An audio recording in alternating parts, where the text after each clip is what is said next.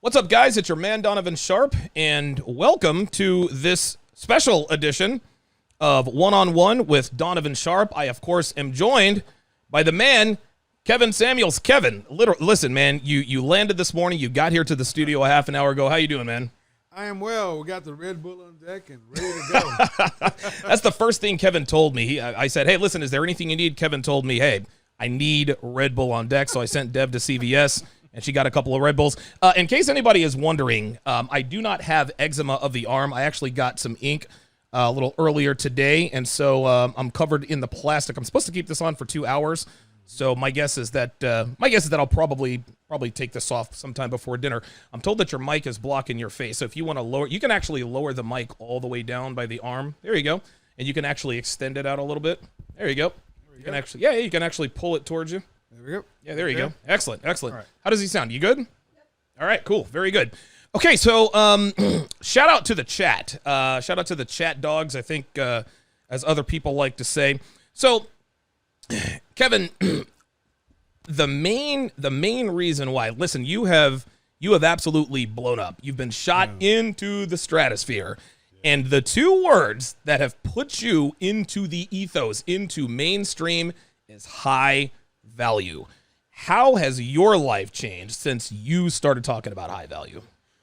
Well, first off, I'm not going to take credit for high value. Okay. If you've been around the Manosphere, it's always been there. I mean, it's in the definition of hypergamy. Right. But I've just had a moment in time, so it's changed because for the first time, you have women actually sitting down listening to red pill RP. There you go. RP content. And I have with my background in advertising, sales, and marketing, the presentation and such and so forth. That women, I actually see them, Donovan. Women are in their zone. I need to show you this show I did Friday. 12 women.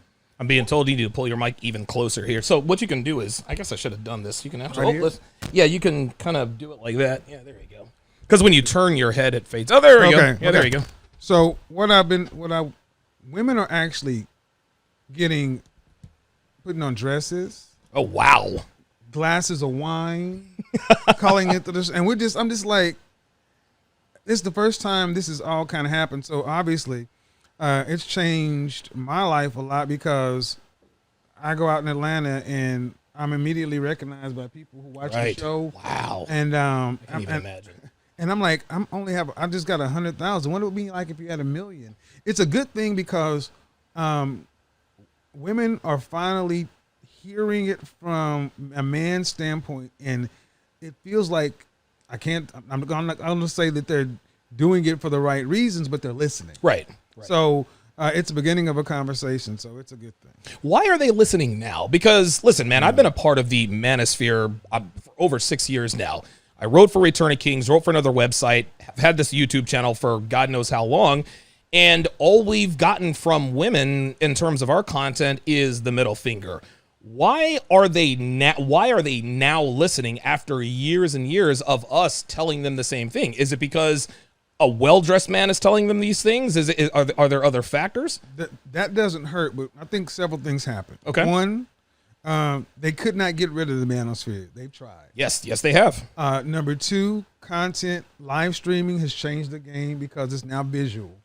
It's visual much more than this pre-recorded standalone videos. And then three, it took an act of God, the CV-19. Yep. When you are strong, independent, you have a career, You got all these things going on, and all of a sudden you go from that to lockdown in your home, and you can't go anywhere. You look to your right, to your left, and there's nobody there. It's the first time that many people, women in particular, have had a chance to really take stock and inventory. Donovan, most women go to work in corporate America and get their attention fixed. Right.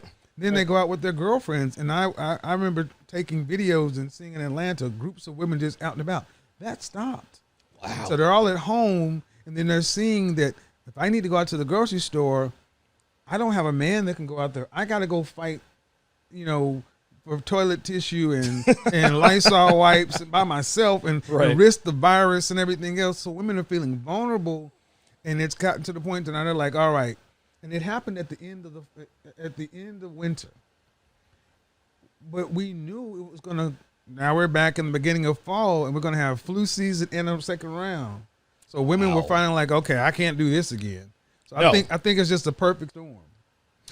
Big thanks goes out to, I just had it up here, Steve on the East Coast with the $5 super chat says, thank you for your service to men, gentlemen. How did you get started? Because you weren't really a Manosphere guy. You are an image consultant. How did you end up in the red pill community, I guess? Well, anybody who's known me since college, since the 80s, I've always been fascinated with interpersonal relationships. Okay. I used to sit on relationship panels back in the late 80s, 90s when Donahue, Ricky Lake, Sally Jesser, Raphael, Jenny Jones. Yes. And then on our college campuses, these were hot topics. So I've always been drawn to the dynamics between men and women, because I came from a single parent household. Father had all these kids. So, it's always been interesting to me. And what I used to, when growing up in the church, I saw lots of guys, good guys like ourselves, who would make something of themselves, get married or have a relationship, and then all of a sudden they end up upside down, torn out the frame, and it's like, well, why can't men of our generation get what the previous men got? And it was always been fascinating. So that's always been there for me. In church, I ran the singles ministry. But in the men's ministry, I got involved in MRA-like activities. Okay. Because I've had to go through family court and things like that. And I'm just noticed that men wasn't getting a fair shake. So I've always been interested and involved. But as an image consultant, if you come to me and say, all right, Kevin, most people come to me after a major transition. They're trying to get an improvement at work, or they have a breakup in a relationship and they're back out there. So let's say I get your image together, your appearance. So guys still got to get back out there in life. And part of life is women. So guys are like, well, I be doing all this work, self-improvement, personal development, and I don't have anything out there that is on my level. So it kind of made sense that I started helping my clients or understanding what my clients were dealing with downstream. Okay. So that's kind of how I got there, man. Excellent, man. I've got the first question for you. Is marriage for today's everyday man, or is it for high value men only? Okay, so here's what we're gonna do with the mic. Pull this right here is gonna bend a little bit, so pull it towards you. This one? Yeah, you can actually pull that towards you so that. Yeah, there we go. Okay. Excellent. Yeah. All right. Basically, right in front of you. Yeah, there you go. All right. Perfect. All right. And I'm told your suit is so fly, it's actually fucking with the mic. It's actually quite funny. But yeah, is marriage for today's everyday man, or is it for high value men only? Because listen, in our sphere, we say high value men don't get married. High value men, where we're advising, listen, if you're a high value man, do not get married. If you're a high value man, do not get into a cohabitating relationship. Then guys come back and say, well, Rollo Tomasi's been married for 23 years. Donovan Sharp's in a cohabitating relationship. If he can do it, then why can't I? So do you think marriage, long-term relationships, et cetera, are for everyday men, or is it for high-value men only? This is a tricky one. For everyday men, I'm going to say no. Okay. I'm going to say no because if my show has shown me nothing, it's that women from 1 to 9s all want what they consider to be high value men. Yep, that's right. And it's getting worse. I had Dr. Hassan Johnson on my show the other day, and he said, what's one thing that's also witnessed in the 80s and 90s, the explosion of women's hypergamy. And it's just gotten more and more and more intense. So the average man can't do it. He teaches black masculine studies at University of California, Fresno. Sorry, doctor. Black masculine studies? That's a thing. Wow. Okay. And the funny thing is, the major people enrolled in his class used to be white women. Now they're Latinas because they're trying to date brothers. What? But this is what he said. He said, I got 17, 18, 19-year-old in my class. He says to the guys, to date a woman that's sitting next to you, or a woman on the kind of level that you want to date, how much money do you need to make? Woo. And he said in 10 years, he said nobody said less than six figures. But yet they're 17. You can't make that kind of money. Right. And then women, I mean, I ask the questions. They want to be a stay-at-home mom with 3 kids and driving a Porsche truck. And I'm like, you know how much money a man needs to make to facilitate their lifestyle? And they're like, I don't care. Right, they don't care. So as a regular, average, everyday, no. And then for high-value men, well, I want to break it into a couple of things. For high-value men, if you're in a white-collar environment, long-term relationship wives always had utility. Yes, absolutely. Because I had a woman on my show the other night, and I'll let you listen to the call. When a truly high-value woman is around, she is helping you she's helping you in your network. She's helping everything about you. Her life is you.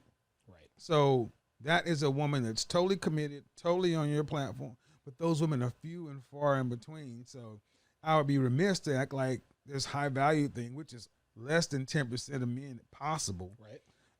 That guys can attain that, What is a high value woman? Are there different kinds of high value women? Are there different maybe levels of high value women? I say a high value woman is first, the foundational points is her attitude and her appearance. Okay. But 2 women called my show who basically said we were raised to be high value women. We went to the fencing classes, the $1,000 a day etiquette classes. And here's what it is. A high value woman has to be completely available and at her man's disposal. Right. Now that I agree with. And that's really the essence of it, because high value is about utility. Yes. Okay.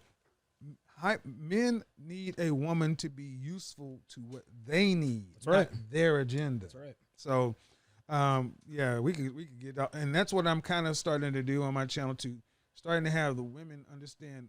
Okay, what value do you bring to a high value man, or what value do you bring? Period. And now they're kind of like, wow.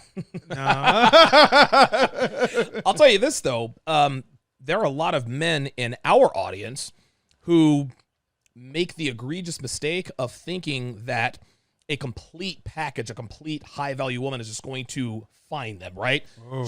Her attitude is great, she looks good, and she fits my purpose. She fits my no.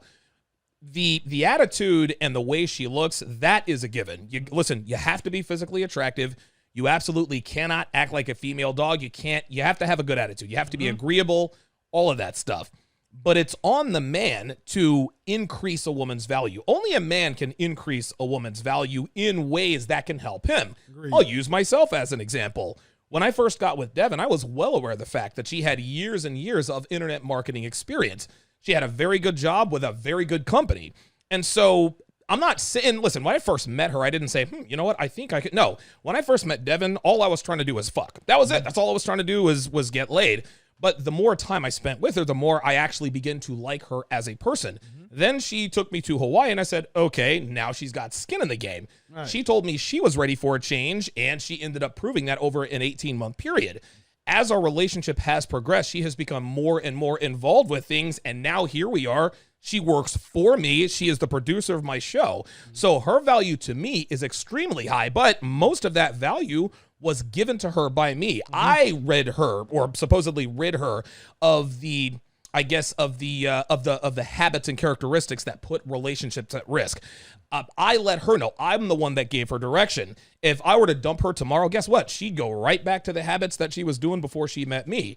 That's the way of it. So I think what men have to understand is that, yes, you have to find a woman who is attractive, agreeable, feminine, submissive, et cetera, but you got to understand, man, if you want a submissive women are looking to you to be the leader. Yeah. She's not just going to be submissive on her own. A woman needs direction. If you cannot give her direction, she will seek it out somewhere else.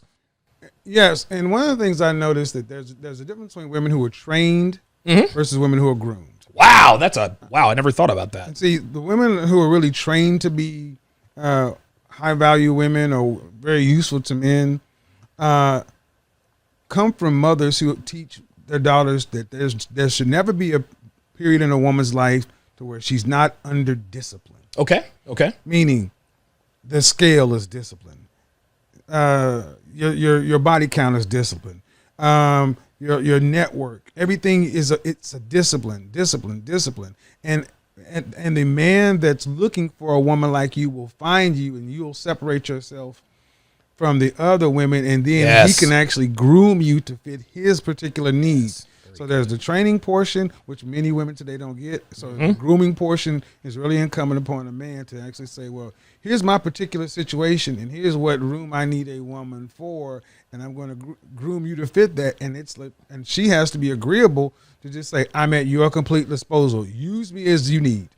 And how many women would cringe at the thought of that? I remember this one woman who called your show. And by the way, Kevin, nobody fleeces these broads like you do.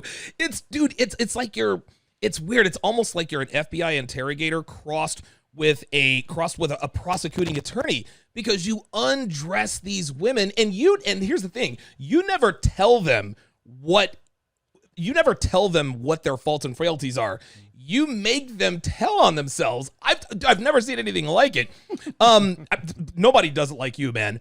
But like you were saying before, in terms of a woman's value, as men, we have to build value. Women simply have to preserve it. When a woman is born, when a female is born, she is already given everything she needs to secure a high value man. If a girl can get to 18 years old as a virgin, who doesn't smoke, who didn't get fat, who doesn't have any tattoos or piercings, that is a lottery ticket. Men worth into the 8 and 9 figures will move heaven and earth to secure such a specimen. Whereas we as men at 18 years old, we're just beginning. We got to learn to fight. We have to learn to save money. We need to add utility. So all women really have to do is stay awake, keep it on the road. Men, we have to be proactive. Women simply have to be. But even still, with the easier task, they are showing an ineptitude in maintaining and preserving the lottery ticket they're given just by being born a woman.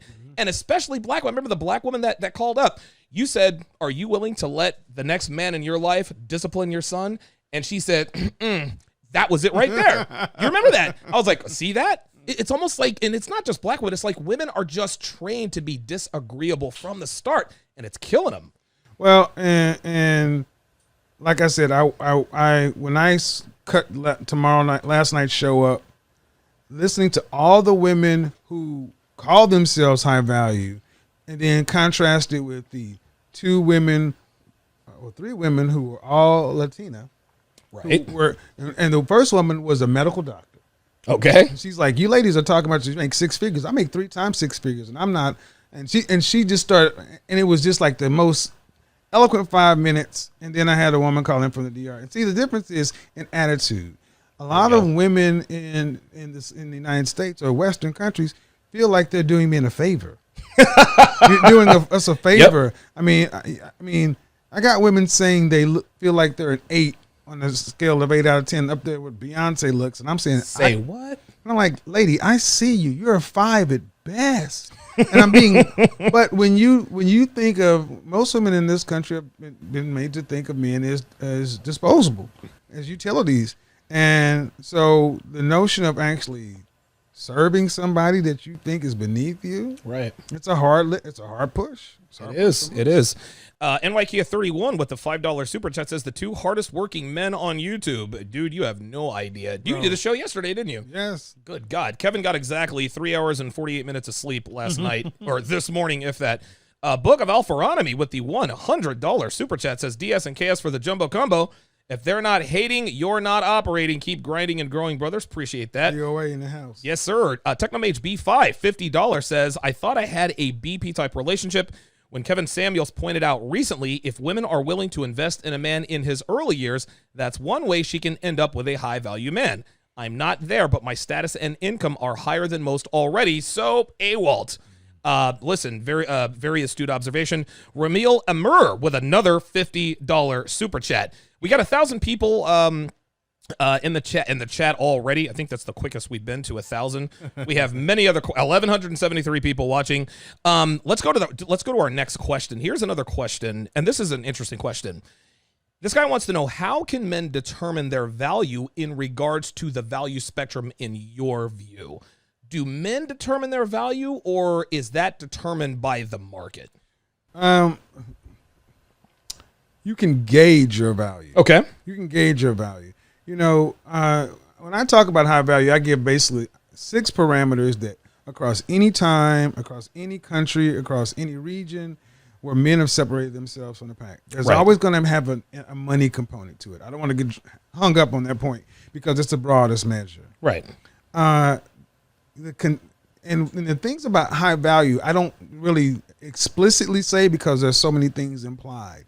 In order to earn a significant amount of money or a higher income than normal, you have to be hardworking, have discipline, structure. So all these things are kind of implied when I say it needs to be over a period of time. But here's the thing. The biggest point about high value is find men that I don't look at athletes and entertainers. I look at men who are self-made high value. You're not born high value. You make yourself. Right. So those men can see a guy who's not there yet and say, you know what?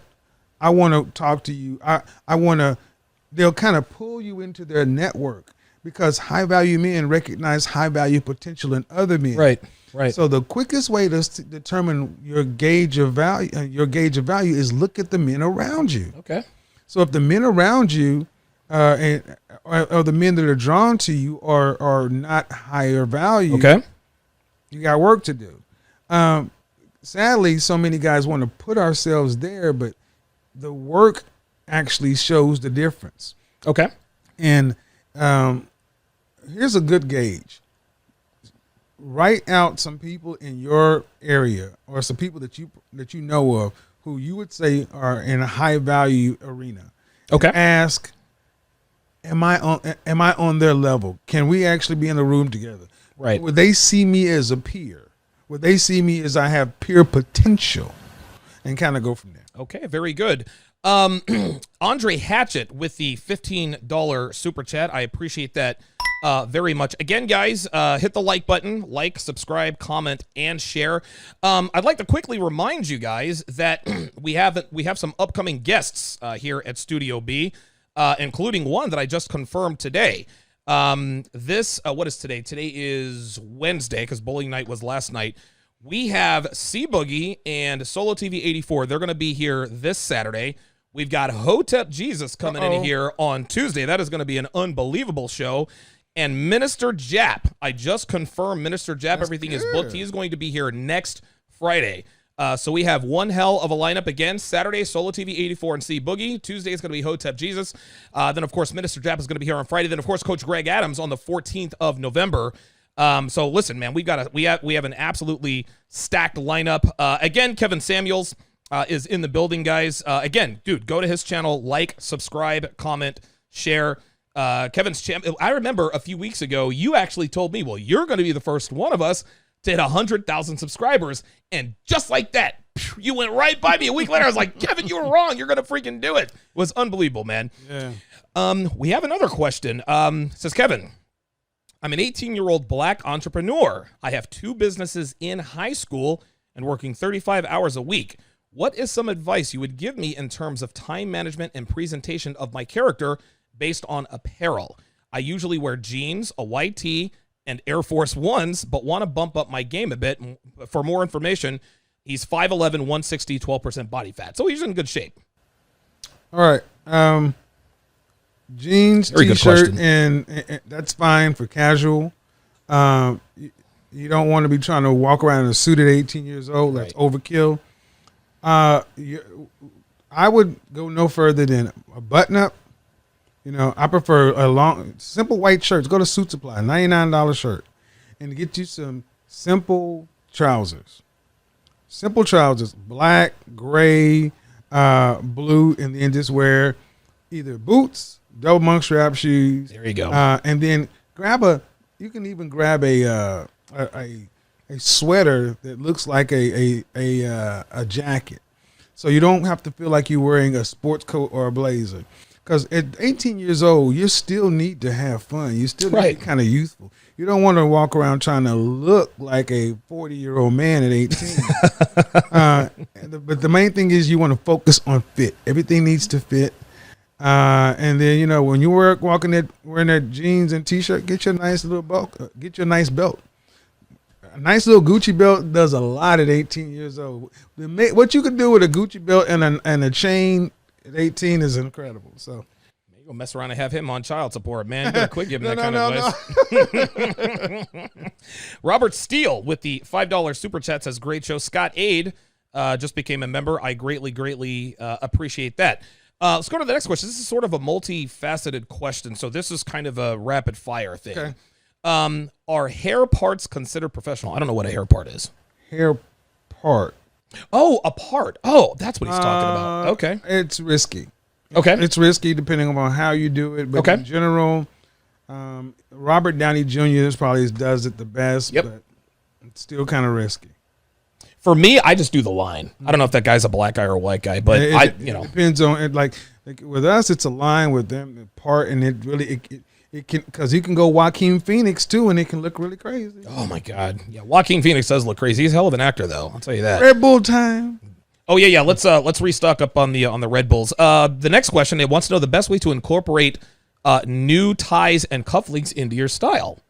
That's interesting. I don't do new ties. Here's what I do. Cufflinks are tricky too, because you need French collar shirts. Before I would do anything like that, I would understand my ultimate style personality. But if you're going to do it, simple is better.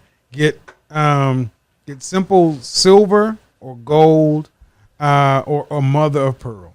Okay. And then ties, you can even go back on my channel. You want to keep it simple, guys. Solids, maybe a polka dot pattern, or maybe hashings.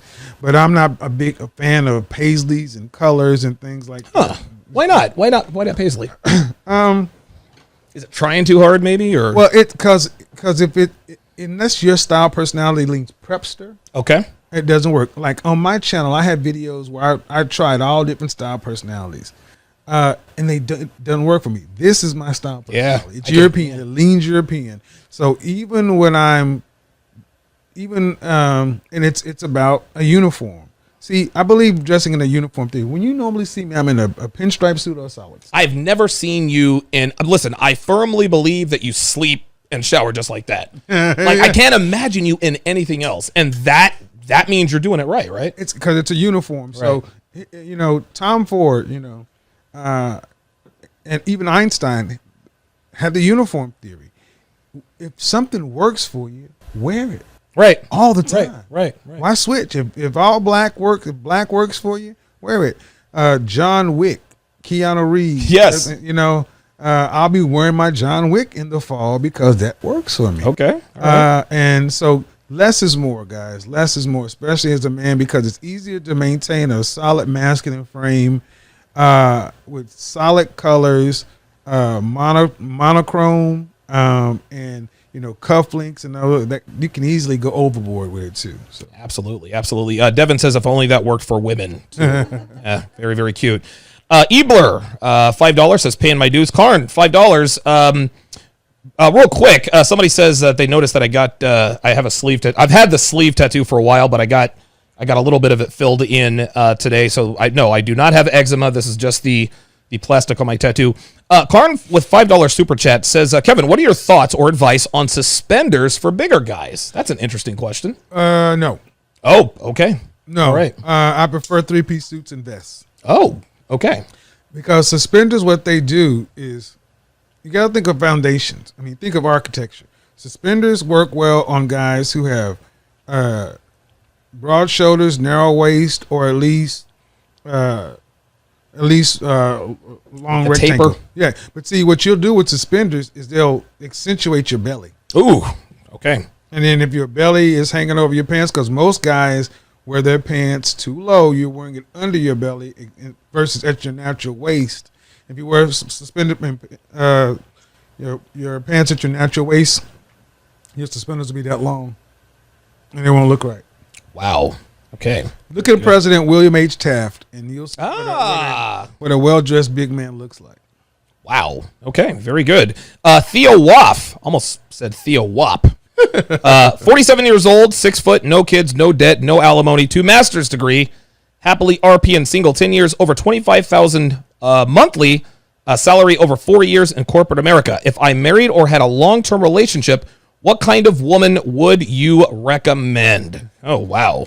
Is he in corporate America, did you say? He says corporate America, yeah. Listen, I could recommend one right off the bat. She's got to be at least half your age. Yeah. Go. You know, see, at 47, if you're marrying at 47, you should already be in the power positions. You should be in the power moves in your career by this time.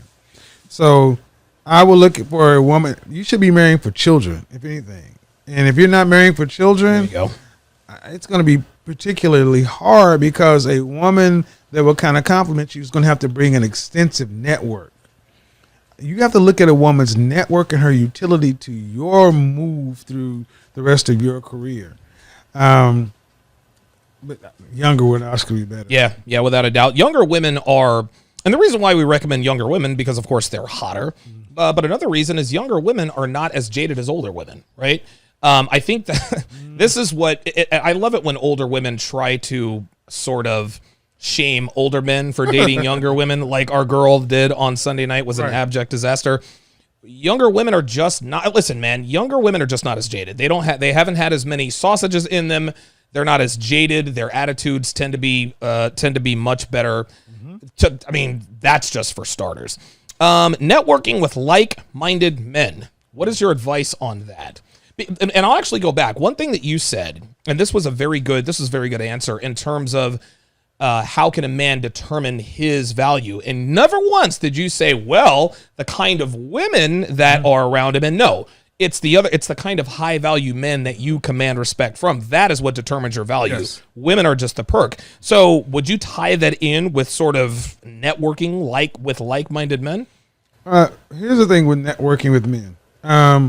I believe in networking with like-minded men, but you also need to seek rivals. You need to seek, Abraham Lincoln had what he called a cabinet of rivals. Okay. He took some of his most ardent political enemies and actually got them to work because your enemies know where you're weak at. Yeah, right. And friends tend to hide inconvenient weaknesses. But no matter what, when you're going to network, I look to give. I mean, how often do I call you and say, hey, Donovan, I got an idea for you? Oh, all the time, dude. 2-3 times a week. Yeah. Unsolicited. I'm like, hey, Donovan, I saw this. Give. Yes. And then if you need it, then ask. Right. Because, see, networking, it's backwards. It's like in boxing. If you want to move to the left in boxing, you push off on your right foot. You don't step out with your left because it opens your stance and leaves you open for a hit. Yes, I can fight very well. And networking is, how can I bring utility to other high-value men? Right. And by extension, I'll get mine, delayed gratification. And the thing is, human beings have a reciprocity process. Of course. You give something to somebody 3 times, they're going to want to give something back to you. Yeah, it's human nature. Yep. So there's an advantage to having like-minded people, but you do need somebody who can shoot you straight. I have people in my life that I respect enough to substitute their judgment for my own. Wow. Really? Yes, because driven men, ambitious men, we're we have addictive personalities, and when we want what we want, we get focused. And the more right I think I am, the more dangerous I am to myself. So if I say, hey Jay, one of my friends, his first name is Jay, here's a situation. I trust him enough to be able to, he knows me well enough. Yeah, right. To know where I could possibly blind at. And he'll say, well, what about this? And I'm like, okay. All right. And I don't, and especially if he says, this is what I think of it, I'm like, he's my gauntlet member. Right. He's not going to do me harm. Right. So I at least take it and I say, all right, process it. And that has saved me a lot and helped me immeasurably. See, that's one of the many benefits of age, man. Because I don't listen. By the time I mean, you're only a few years older than I am, but by the time I get to your age, I can't see myself being as cool like under the collar as you are. I'm just a hot-headed guy. But another issue that I have is being able to relinquish control, trusting someone else's judgment. Devin comes to me with ideas all the time, and sometimes I'll just shush her away because I'm doing my thing. But every once in a while, introspectively, you know what? When she said XYZ, she was actually right. Now I'm man enough to be like, hey, listen, check this out. I shushed you away, but you were right about XYZ. And I think where a lot of men, including myself, could stand to learn a lot is understanding that you're not always going to have all the answers. Sometimes there are people who have your interest, your best interests at heart, probably a little bit better than even you do. Yep. And if you have a network of high value men that you trust, that's the number one thing. And I think that the benefits can be immeasurable, man. Oh, yes. I really do. Here's another question. How do you handle adversity as you move up as a brother? Woohoo! Oh boy, don't we know all about that? Well, one, you can't take it personal. Oh God! Well, there's a strike for me. You can't take it personal because well, first off, let me back that up. A lot of time, let's say in corporate America, when I first started working around white people, okay, I was told things that just weren't true. And different cultures, people have different ways of asking questions. People honestly sometimes just don't know. Right. I'm around people like me in my neighborhood and my family, such and so forth, and we do things this way. And sometimes people are just asking you questions for a different reason. You can't be so quick to judge. You can't really take it personal. And then when there is adversity, one, you need to understand, breathe. Yes. Breathe, yes. Think, then respond, because getting in your emotions, getting triggered is automatically going to play into archetypes that are already in our subconscious that you cannot overcome. You go against the archetype. And I prefer to go down the path of, I've learned to be correct instead of needing to be right. And I've learned to, what is in Batman? It's the slow knife. Yes, right.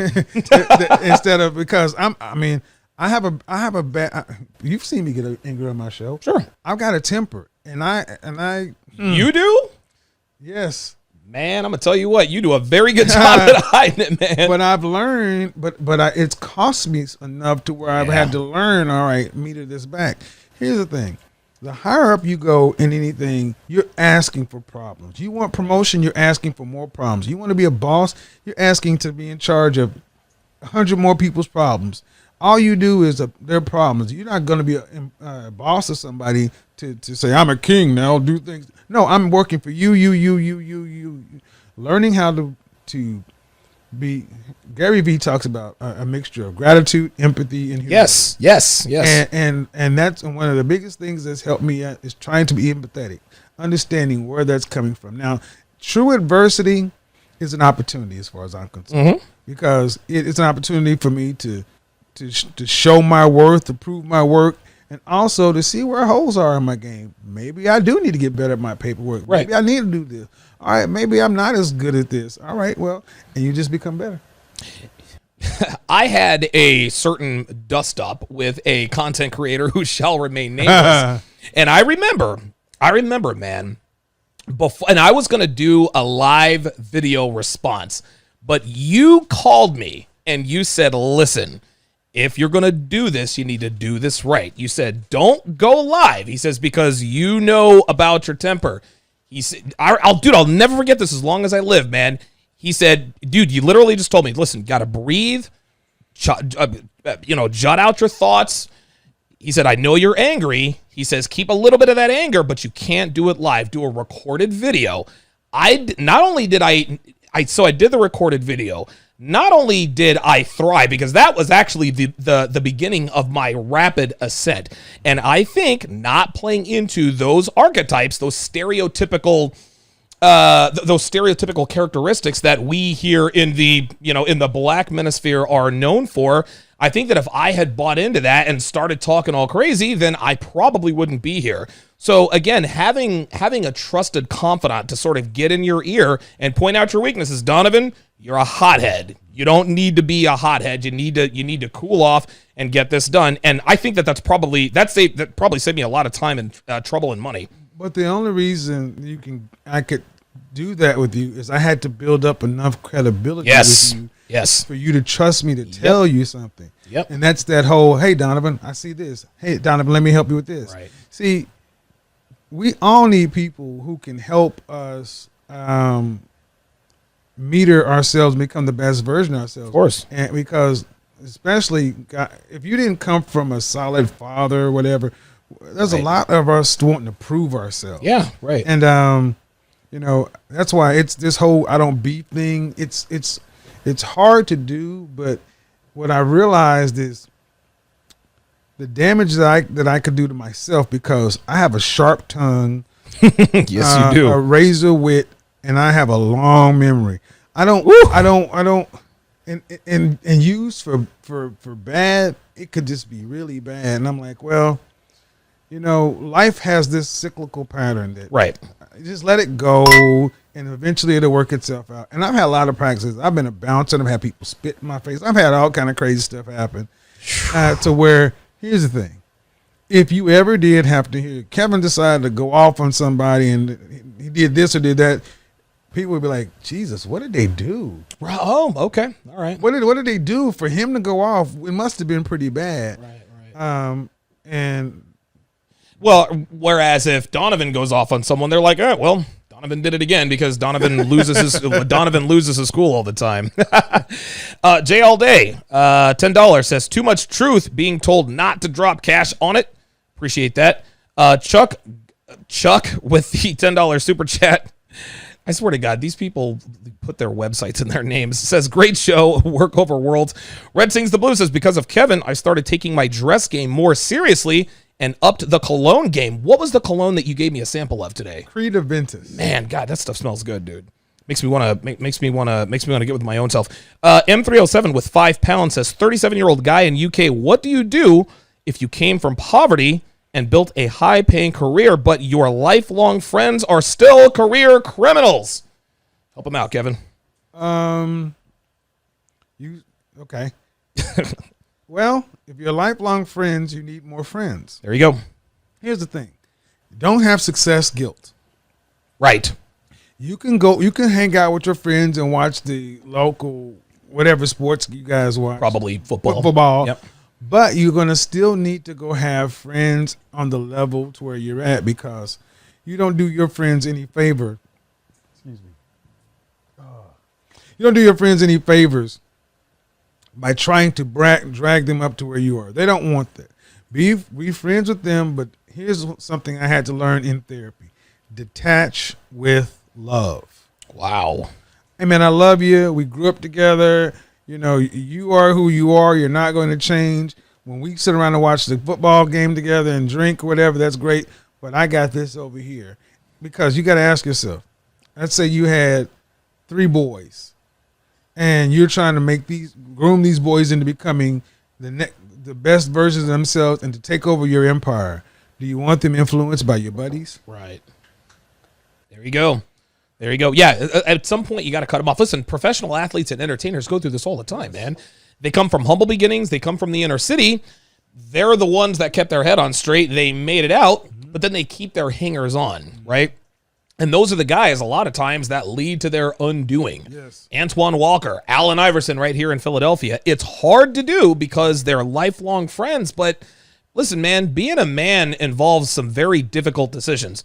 I didn't think you were telling him to cut those guys off. He said, listen, man, get with those guys every once in a while, watch the football game, but you can't be up under them all the time, man. That's right. There's a chapter in the 48 Laws of Power talking about, and I forgot the specific chapter, but when you actually move people up around you, promote people around you, they'll tend to turn on you because they feel entitled to your success. Yes. Oh, my goodness, dude. And look, you made it to a position and you do them better by giving them something to aim for. And by not being around them all the time, they won't necessarily feel the pressure that you always put on them, too. So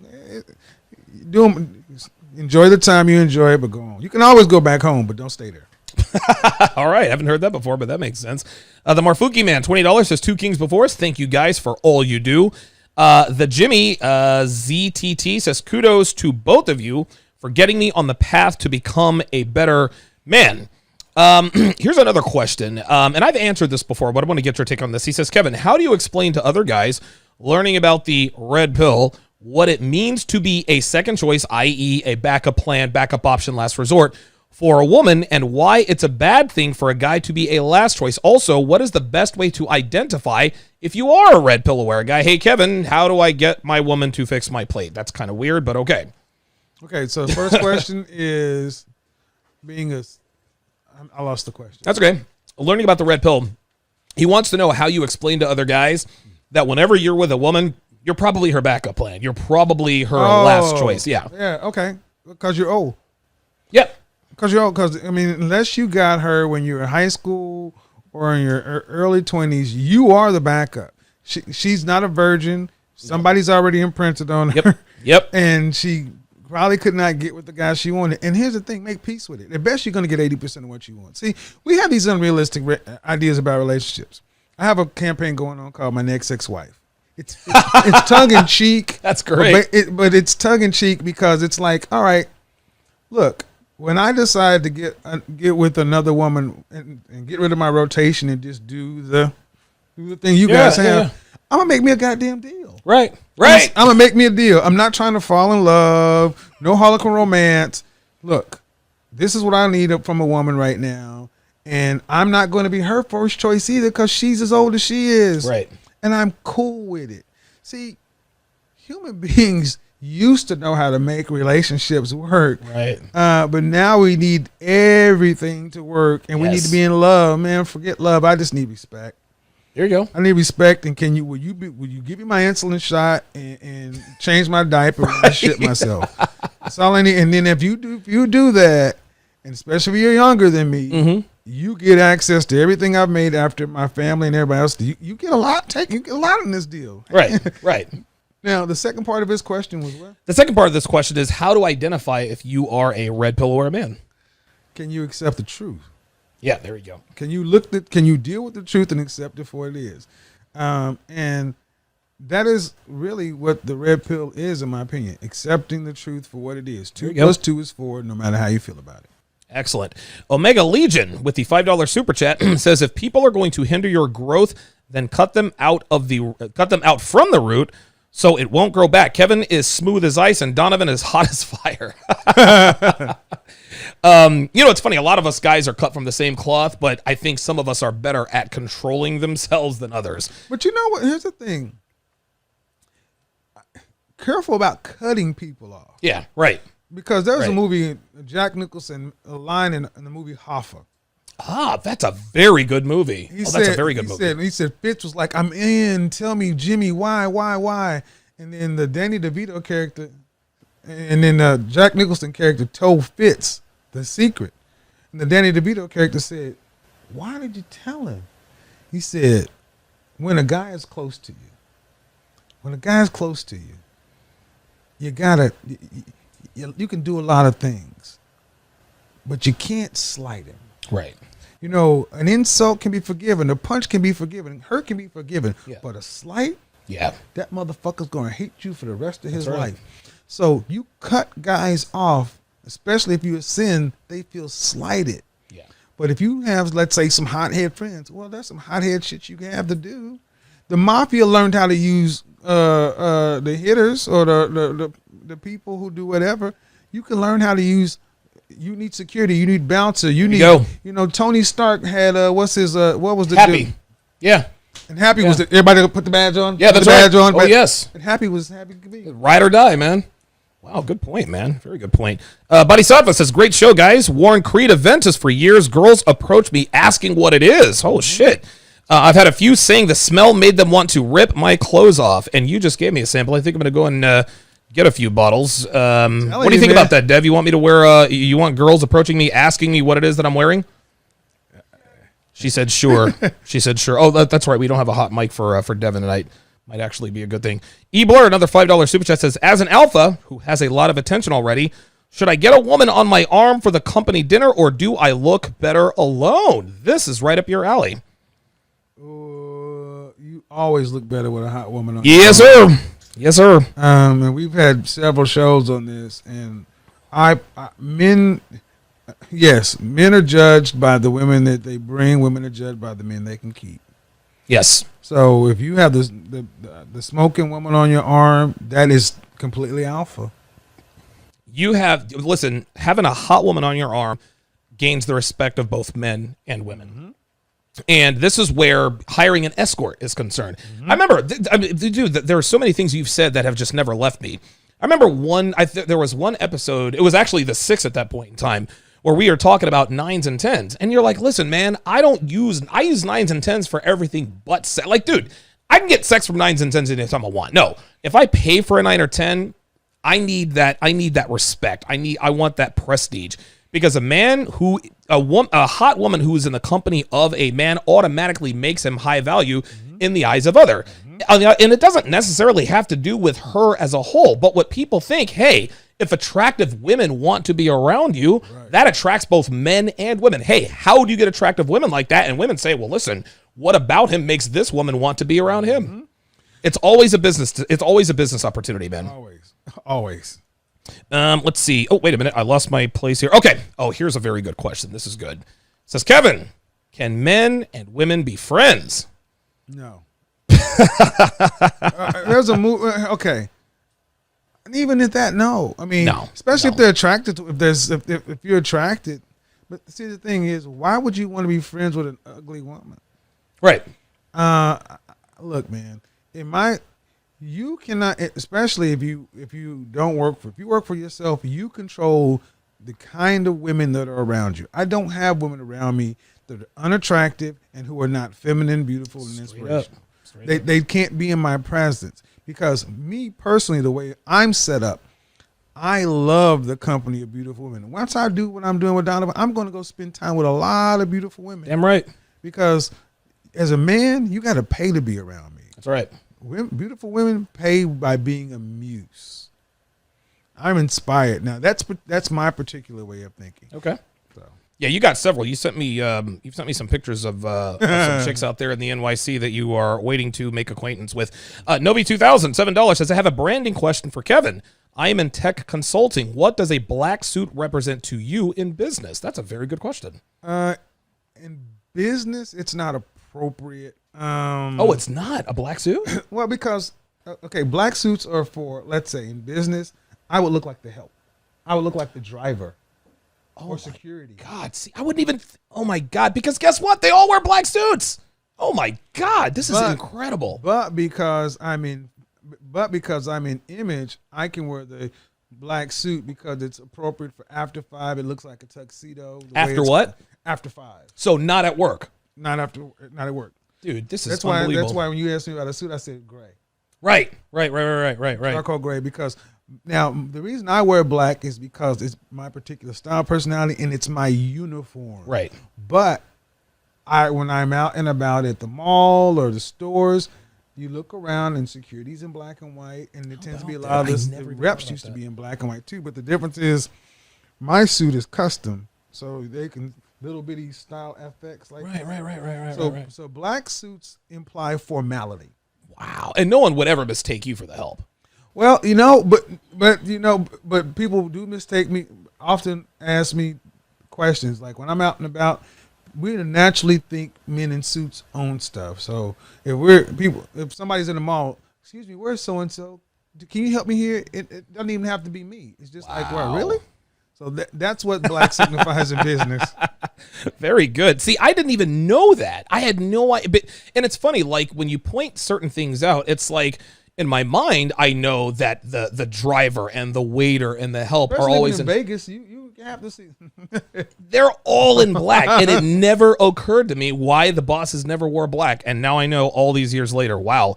You learn something every day. 1,722 people watching. Let us hit that like button. Let's go to the next question. It says, Kevin, if the only thing I truly fear about elevating my life is family divorce court because I can lose half of what I built on the whims of a woman, does that mean I'll never be truly high value? In other words, will I never be high value unless I can afford to get divorced and be okay with it?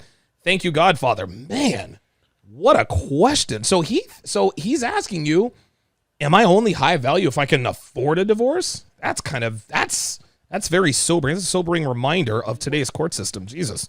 I understand the question, but it implies a scarcity. Yes. It implies a scarcity. And I'm going to give you somebody. Jeff Bezos. Oh, God. Jeff Bezos has lost more money than you and I ever gained. And he didn't bitch about it once. Unless we didn't know about it. And then, but he came along and CV happened and he doubled his money. High value men are high value because even if you lose half of it, you can go make 10 times more. That's the beautiful thing about being a high value man. So women don't tend to really divorce high value men as readily. The divorce rate in the lower class, lower middle class and upper lower class, okay, is 70%. The divorce rate in the upper middle class and lower upper class is 20%. Okay. Because women tend to stick around for more than money. High value men have network. Mm-hmm. And one of the things, if you want to, if anything, cult leaders or Charles Manson controlled women by understanding female psychology, right, and their need to be with a group. So that's why group and network is so important. So if you have the resources, the network, and all these other kind of things, you have many more ways to keep her. She's going to be more concerned about you. Becoming the first wives club. That's what she's going to be more concerned about. Listen, truer words never spoken. Money doesn't make you high value. The ability to acquire resources, which includes money.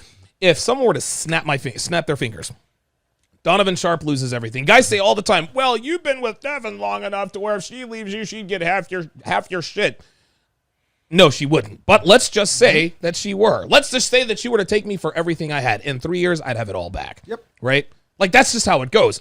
And that's why I can be a little bit more risk tolerant, because that's the abundance mindset, right? Like, this is why guys can go holler at hot girls, because he knows that there are other hot girls to holler at. I'm not going to hang on. Don't get me wrong. I'm going to be smart with my money, but I'm not going to live in constant fear that if Devin decides, oh my God, what if she takes, listen, if she gets, fine. It's not like I'm not going to be able to do this. It's not like I'm not going to be able to make the money back. It's just money, and I have the wherewithal to acquire it. Well, and that's when you really truly step into that high value realm. There you go. Because you are one of the big guys are like, well, shouldn't be about money because you can lose it. I don't care. I'm gonna make it again. Right. That's why I said part of being high value is being a freaking failure. Right.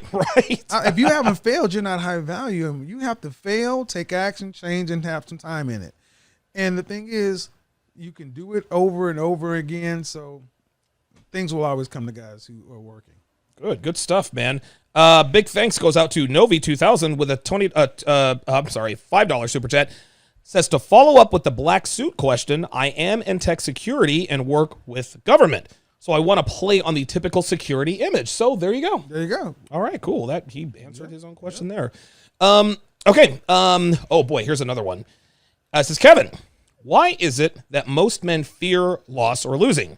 Nature teaches it, and some of the things these men participate in, social media, games, movies, etc., always show that loss or losing is a part of the package in life, more so in moving upwards. So why is it that most men fear losing when, just like you said, in order to really be a high-value man, you've got to be able to fail? All right, let me go back to the previous question for Nobi. Get custom-made black suits. Okay. Don't get 2 buttons. Get a single button and get little style effects on the buttonholes and things like that to set you apart from security.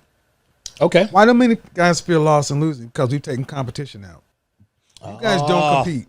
Yes. When we were growing up, we played kickball, football. That's right. Kickball, baseball, Wall ball didn't matter. kill the man with the ball. That's right. We monkey bars. We were always testing who's fastest. Who's this. You had to lose a lot. Right. So you guys don't. You can't do boy stuff anymore. This is why I think it's so important for guys to get martial arts. Mm-hmm. Martial arts, you have to make yourself proficient at something, and it takes a lot of losing. That's right. See, you fear what you don't understand. And I remember there was a guy, he was a naturally gifted guy. His name was Jason.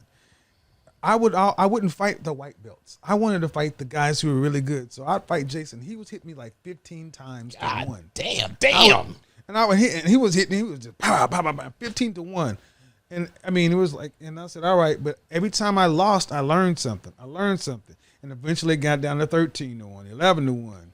Then it got down 9 to 1. But when it got down around 7 to 1, I started noticing Jason moving a little different. Because guess what? I built up a tolerance to his shots. Huh. So, like Joe Frazier would take Ali's punches to Yes. deliver that left Yes. hook. Yes. And he's like, and he delivered that left hook, and he took Ali's legs.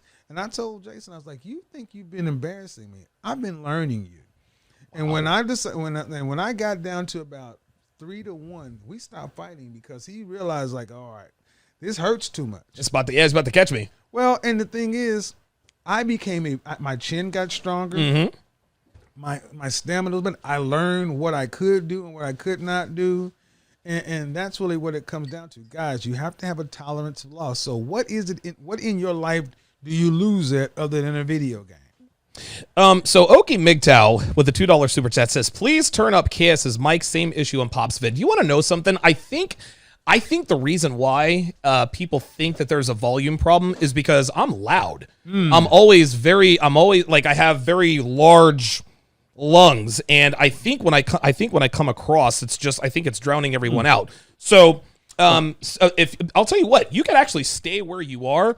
If you pull the mic out and just put it right here in front of you, and see, Kevin. Well, I could go into my drum major voice if you like. Well, the thing is I noticed you are far away from your mic on your show, so you're comfortable with being far from the mic. Me, I got to be heard. I like to eat the mic, so hopefully this will do it. And listen, on post production, I can fix all of this. I'm not really.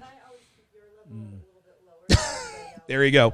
Devin just told, Devin just, she keeps my level a little bit lower. Yeah, otherwise I'm drowning. I don't know. I've tried to train myself out of it. I watched you a lot. I'm like, okay, I'm going to speak softly like Kevin Samuels, and it lasts for about 30 seconds, and then I go back to being me. So there we go. Okay, so hopefully that will solve the problem there.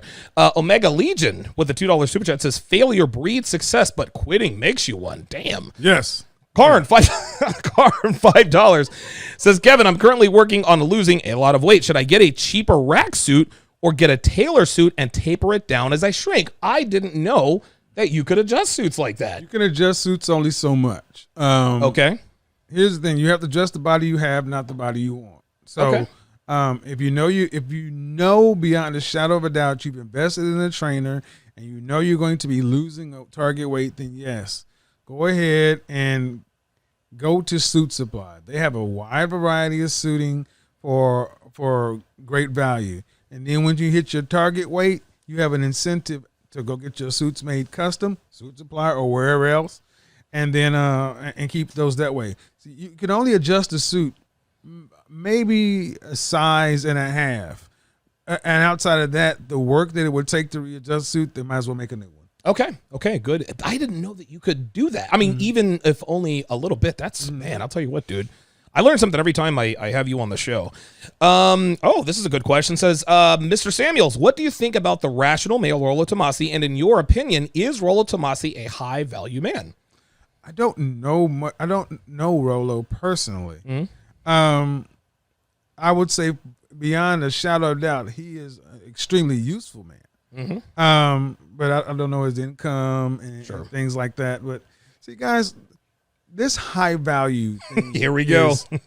I think it's a 10% of guys fall into this category, and most guys don't want to be in it. See, the network component is a thing that tends to be something my introverts really kind of shy away from because, or even my Sigma males. Right. It does not make you a lesser man. You can be extremely successful and not be highly useful to people. Right. So that's why I've started talking about increasing your value instead of high value. High value is a static concept. Yes. And increasing is something every guy can do. It's evergreens. All the time. No, I agree. That's very, very dynamic. Rollo Tomasi, for those of you guys who don't know, is widely considered to be the godfather of the Manosphere, and for very good reason. And I'll just put it to you this way, for those of you guys who are not familiar with him, the way Rollo Tomasi describes and breaks down intersexual dynamics between men and women is exactly the way you get these broads to literally undress themselves on the air. He's that good. I'm telling you, he really, really is. Here's another question. Godfather, if I am single at 49, never married, no kids, should I be dating up a storm or vetting 1 to 3 women for short-term relationships to long-term relationships? What this is telling me, Kevin, and this is so funny, men are dogs, all they want is the booty. Nah, man, like that's a phase we go through. There was a time I was running through hoes left and right, but all men, regardless of status, would gladly tell you that being in a relationship with a woman who is useful to you, attractive, feminine, and all the rest of that beats a life of being a player all day, every day.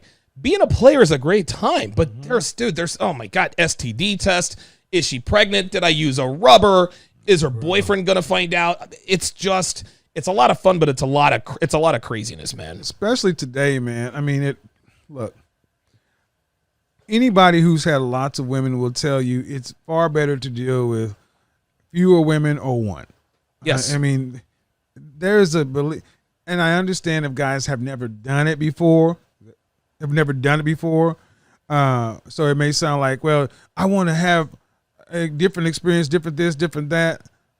Guys, trust me, it'll run its course. And at 49, I will tell you the things I wanted at 49 is far different than the things I wanted at 25. Oh, of course. Yeah, so I would say go for quality instead of quantity. I agree. No, that I agree with. Ken Rose says, hi, Kevin. How do you maintain your full head of hair at the age of 51 for whatever? P.S. Time is more valuable than money. So how do you mean? I think that's genetics, right? Genetics. Yeah. I mean, listen, if you're genetically predisposed to early male pattern baldness, then that's what. Listen, my father has a head full of hair. He's 61 or he's 58. My dad has a head full of hair, and he's. But there are things that you can do. I mean, I know people laugh, but men are getting these hair transplants. They're getting these man weaves. Man. They're microfiber things that people spray in their hair. There's all kind of things that guys do. Oh, yeah. It just depends upon your tolerance for that kind of stuff. Yeah. What was the second part? He says time is more valuable than money. Well, yeah, time with high value men understand time is more important. I just did an Instagram live about that. Yes. Listen, the more money, this is weird, man, and this is really weird. Because I was having a discussion with this, with John of Modern Life Dating. I remember back when I was like in my 20s, if I could make $500,000 one time, I would just not do anything for 10 years. I'd be set for life. But like now that I'm 43, the more money I make, the more money I want to make. Like I can't imagine not making the amount of money that I'm currently making. That's why I work until I'm dead. But there's one thing that's also down. What's that? You love what you're doing, so the money's there. Yeah, right, man. Now, if you were peeling potatoes, I guarantee you would not be wanting to do this shit. I'm gonna go out on a limb and say you're probably right about that. Peeling potatoes, but I only got 2 more years of peeling potatoes, and I'm out of here, man. Yeah, I'm gonna go with I probably wouldn't make as much money peeling potatoes as I do doing. You get fulfillment out of this. It's like, I can do my show, and I can make a studio, and it's bigger. This is like your Tony Stark suit of armor. What is it? The Mach 19 version? Yeah, the Mark 7, whatever it is. All right. Yeah, I love doing this stuff. Like I don't know, man, like something about building studios and creating better content. It's something I'm addicted to, man. I've already like Dev and I are moving to Nevada next summer. I already have my next studio in my head. Well, successful men, high value men have addictive. Grant Cardone will tell you he used to be a drug addict. Yes, we have addictive personalities, Yes. and the trick is turning it to something good. Because if not, we destroy ourselves. yeah, man. This Yeah. is why high value men are failures, because we try lots of things, but you succeed because you try stuff and you're willing to fail to get better. I have lied. Listen, I have lied to my audience so many times. This is the last studio. Okay, no, wait a minute. This is the last one. Nope, guys, I swear to God, I'm not doing any. I can't stop. I can't help myself. I don't know if the Nevada studio is going to be the last one. I don't know. I can't make those promises I anymore. foresee a mobile studio. Oh my God, dude. Yeah, like that's Donovan something. Sharp, mobile studio or remote. Remember how they used to do radio remotes from different places? Yeah. Donovan Sharp from the Pittsburgh Steelers game. Donovan Sharp from the so and so. Dude, I could see outfitting there I go. Already. Donovan Sharp See, in there we NASCAR. go. There we go. I'm telling you, man. Dude, I would love to be. Oh my God, that would be awesome. To like outfit like a. What are those? The Amazon delivery vans that are all like I could outfit one of those bad boys, do a mobile studio, man. See, there you go, giving me ideas, man. It's because they already exist now. They're called pop-up stores. Yeah. Convert one of those vans to a pop-up studio. Dude, that's oh my God. What I'll do is I'll contract Joker to do that out because he's building the bus right now to go cross country. So I might reach out to him. That would be incredible. God, that would be crazy. Dude, I might look into doing that, man. I mean, I'm still relatively young, right? I think that'd be You fun. guys could go. Next is because that used to be we grew up when the 70s was about road trips. Yeah, dude. Yes, hit the road. Go out. Get into Winnebago, and so that's in our blood. And you still have not gone international. No, dude. Donovan Sharp in Berlin. Donovan Sharp in Ukraine. There you go. I think that'd be that would actually be a lot of fun doing like a world tour. Nonstop Dre 360 with the $2 super chat says, how many suits would you recommend a man having? 3. Okay. 3. Charcoal gray, navy blue, and then I prefer you to have a black, but if not a black, a different gray, maybe a pinstripe or window pane, something that has a slight pattern to it. Okay. But black, gray, and blue tend to be a complete wardrobe. Okay. Frank DF, $7 says, join the show late. Did you guys already debate the pros and cons for marriage for the modern man? I think he might have been the person that asked that first question about marriage for regular guys as opposed to high value guys. Right. So he wants to know, so I guess let's talk about it. What are some of the pros and the cons for marriage for modern men? Well, I made a video a while back, is there a case for marriage today? And the biggest thing is if you want to have children, the numbers are in. The best chance you have for raising a happy, healthy, functional kid is in the context of a marriage inside of it. But you want to be able to control the variables. I mean, right. Unless if you're not committed to living on your income and living at your means, then you inject modern into it. See, far too many of us are trying to live modern, living at making $50,000 a year, but you want a $300,000 home. No, you get an $80,000. You live where you can live, right? Because if your wife is going out into work, it provides all kind of potential issues, and we cannot change the culture. Dude. Nope, we cannot change the culture, and we are more connected today than ever. So. It's a risk, brother, and that's what I think we should take the word marriage out and just call it a risk. Yeah. 'Cause that's what it really comes down to, and it's not going to change. No, it's not going to change. So you guys, I would say, gotta understand what you're wanting to get. This is why I'm so big on improving your value, because we don't look at relationship the way women do. Yeah, that's true. But you got to but she needs to be on your page. We can have an entire video. Oh, dude, yeah, that's a whole, that could actually be a series. I think you earlier you said men really shouldn't be thinking about marriage unless, of course, you want to have children. But that's risky in America. I get this question all the time. Donovan, I want to have kids. How should I do it? There's a couple of ways to do it, and it's going to be roundabout, but this is what's necessary. Have a surrogate mother, right? Hire a woman to, inject somebody else's egg into her womb and your sperm and then have the baby like that. She relinquishes all parental rights. Or you go overseas. But you can't go overseas and bring a woman back to America because America will destroy that woman and you'll be right back to square one. That's it. That's how it works. It sucks, but that's the way it is. Mr. Samuels, what is the male equivalent to the wall? Age, low income, wealth, and unhealthy weight could be contributing factors, but what are some factors in both of you guys' opinions? Is there a male wall? Because Hugh Hefner was banging 20-something-year-old blonde. I think a man's wall has a lot to do with his income/productivity. Okay. Because if you're a man and you are under earning, let's say I've run into guys who are in their 40s making like, $32,000 a year. That's God. a wall. They are, $35,000 a year. That's what he was making. Right. They're living, but you can't really do anything into that. Right. And you're past the age of anybody giving you a break. You are who you are at that point. Yeah. So it's not like you can go back to, how pathetic would it be? Hey, Donovan, I'm 40 years old, but I'm going to go to college. Good luck with that. And what are you going to go to school for? Marketing, communicating, like For real? Like, what are you going to do with that? So a man's productivity in his income resources are his wall because it's a limiting factor, and we'd be foolish to say now weight and all those kind of things. Resources can overcome weight. I agree. I don't know that there is a male equivalent to the wall.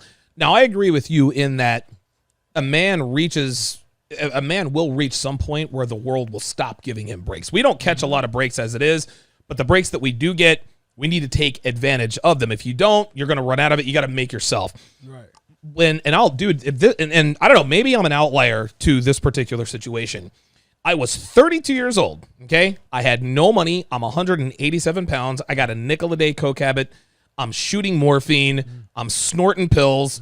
I'm chasing after this 19-year-old girl whose baby daddy had just got out of prison for impregnating her at 13 years old, right? Pining over this girl, living in a quasi crack house, not a penny to my name, right? I'm 32, Kevin, and now look at me, right? So I think the difference, I don't think like there is definitely a wall for men. The difference is we can recover from the effects of the wall. Don't get me wrong. The later in life you get, the more difficult it becomes to recover. But men are still, we have the ability to recover and even thrive despite having hit the wall. When women hit the wall, there's no coming back from that. When men hit the wall, okay, we can sort of bounce off of it and be better. Dude, I'm a lot better off now at 43 than I ever was at 33. Even though at 33 years old, I was living in Vegas. I didn't have anything. I didn't have any money. I was just sort of starting out in the game. What are your thoughts on that? Well, like the video I made about facts about high value. You can be homeless and in 7 years be high value. There you go. What the wall for men in this context is when a man quits. When you quit, there you go. Give up, and you resigned yourself to nothing can ever get any better, then effectively you won't be able to do the things that you would have to do to come back from where you were, or any countless other man who's been here and is now here. And that's what we love so much about being a man. See, I would prefer to be a man than a woman because we can always change our situation. Right. We sure can. We sure can. We're not born into the fertility and the looks thing. So women, how can I put this? Women have very few ways to change their situation. Very, very few ways. The ways that don't involve hitching their wagon to a high-value man are very, very difficult for them, right? So women have one main way to change their situation, and that is to find a man. Men, we can change our situation in a million different ways. And for the women, and it would be far more beneficial to women if they just go ahead and accept that reality. On my channel, I ask, in a state of nature, where can the female survive in the wild without the male? Yeah, that's nowhere, Kevin. That's nowhere. The Marfuki Man, $5 super chat says, Mr. Samuels, can I build you a piece of furniture as a gift as well? I want to use my skills for gifts to the kings of the Manosphere. Yeah, he is building a custom coffee table for Studio B. So I guess, yeah. I'm getting my P.O. box, my mailing address. Okay, good, excellent. Yeah, I'll shoot you his email address, and I can put you in contact with him. Chris Hollow, $5 says, a man should have 3 suits, one for work/court, a tux for a wedding, a suit for the weekend/club as a fashion designer, and this seems to be the standard. Okay. Yeah, I mean, same purpose. Okay, very good. Ed Lattimore, $15, says, big fan of Kevin. He's got me adding on fragrances to my game. Just showing love. Dude, you're stepping up. The world smells better because of Kevin Samuels. I think that much is true. Here's another question. Says, Kevin, for those of us working corporate jobs, what are the benefits of being married versus single? And how can you use being married to your advantage? Thanks. Can't wait for this one-on-one. That is an excellent question. The advantage of being married is you actually... There is a ceiling on bachelor men. Yes, there is. Yeah. There's a marriage ceiling. That's why if you look at middle management, if you're not planning on going into middle, upper, or executive management, then marriage is not something that's going to greatly benefit you in corporate America. But let's say you're planning on going into at least regional, middle, upper, or executive management. Your wife can help you with other executives' wives. That's right. At the company parties, at the functions. Right. There's a lot of stuff that single men don't do. You don't get invited to the boss's house for dinner. That's right. Because you're coming without anybody. You don't get invited to, the ski to play golf while the wives are at the country tennis club. Yeah Tennis. Yeah. And again, and women also, being married also bestows a level of status, responsibility, consistency on men. Plus they think they can trust you around their wives because they know you're all doing the same thing. Yes. Look, these guys don't want to have a single guy around their wives or daughters, Kevin, daughters, right? So, like, a lot of these executives are in their 50s and 60s, right? And even if they're in their 30s or maybe in their 40s, guess what? They got 15, 16, 17, 18-year-old daughters who are going to be attracted to men of means. Like, that's just not a good look. Single men are effectively locked out of upper management. Wow. It is better to have, and this is just a very hard reality. And I know people say, well, the modern economy, things have changed. Look. It's human nature, dude. That's what it is. It's what it is. And there's psychologically, it is the rare man that gets past age 35 that continues to communicate a level of maturity and development and that kind of stuff. So there are many things. So. Listen, man, what it comes down to is this. I think what all of that you just said is correct. Here's another thing. Married men don't want single men around their wives, especially if they're red-pilled. Well, if he's an alpha male, he shouldn't have to worry about it. No, if he's an alpha male, he understands this. Listen, I say this all the time, man. What these disingenuous men have to understand is that my woman, Devin, if she knew she could cheat on me and get away with it, she would do it in a New York minute. Of course she was. Stop it. A woman, of course, that's the right answer. A woman, how can I put this? A woman who loves you, I'm trying to think of a way that, a woman who really, truly loves you, people say, well, if she loves you, she won't cheat on you. Wrong answer. If she loves you, she will never put herself in position to cheat, right? A woman will never put her, if your woman wants to go to the club, then she's ready to cheat on you. Mm-hmm. If she wants to go to a concert with friends, she's ready to cheat on you because she is knowingly putting herself and the relationship at risk. She's removing the discipline. There you go. And you said that at the top of the show, man. Mm-hmm. You said that at the top of the show. And a woman who truly loves a man will allow that man to save her from herself. No social media, no bars or clubs, no traveling alone. Well, then I guess you're just not ready for a relationship, or you're just not ready to relinquish control. Welcome to discipline. There you go. And again, you ladies out here say, well, I don't need a man. Okay, that's fine. If you, more power to you. You just need to understand that at some point, you're going to have to realize that you can't be trusted to your own devices. Women need men to protect them from the dangers of the world and all kinds of other kind of stuff.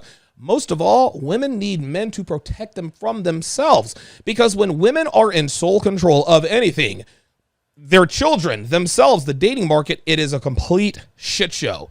That's what it comes down to.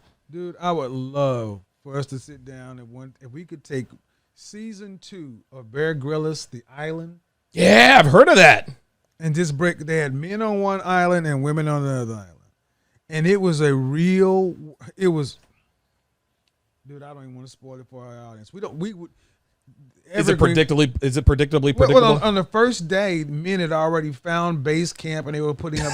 On the first day, women had gotten lost. Oh my God! They were running out of water. Probably fighting.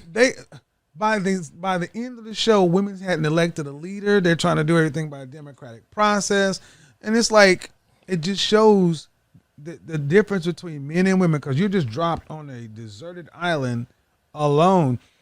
I firmly believe that show had to plant food and things like that around the women, because they were going to die.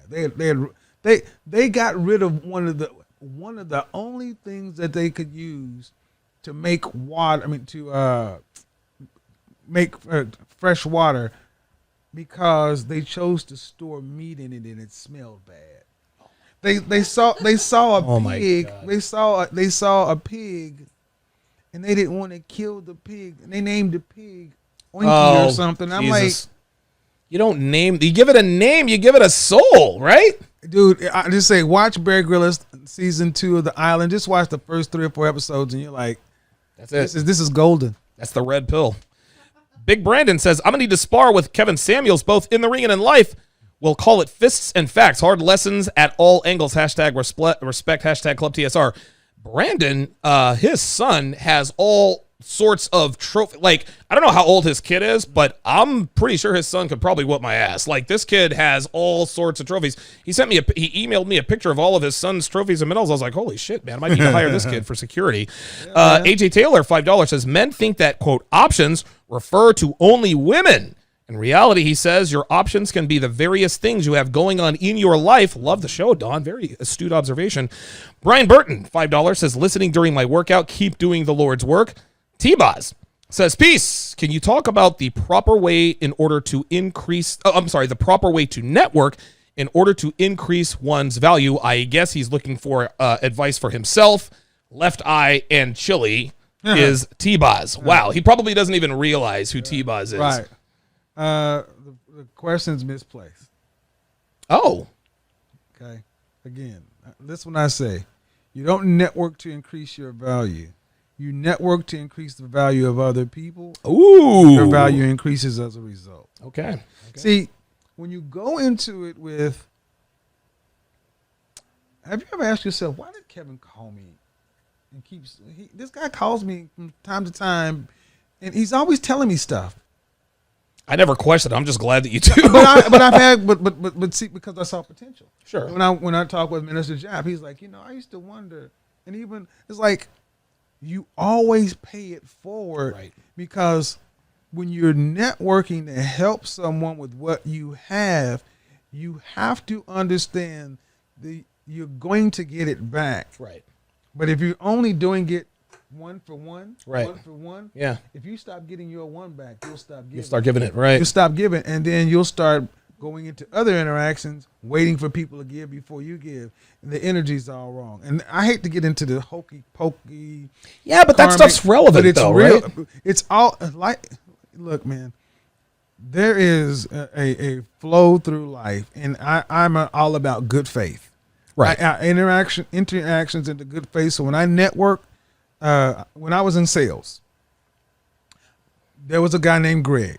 Greg was the hardest fucking worker I knew. Greg would never close any big accounts because he didn't have the patience. He would go in and he had no funnel. But this guy was the hardest worker. He would go in and he would sell a new account every day from nothing. He would make it happen from nothing. Me, I'm much more methodical.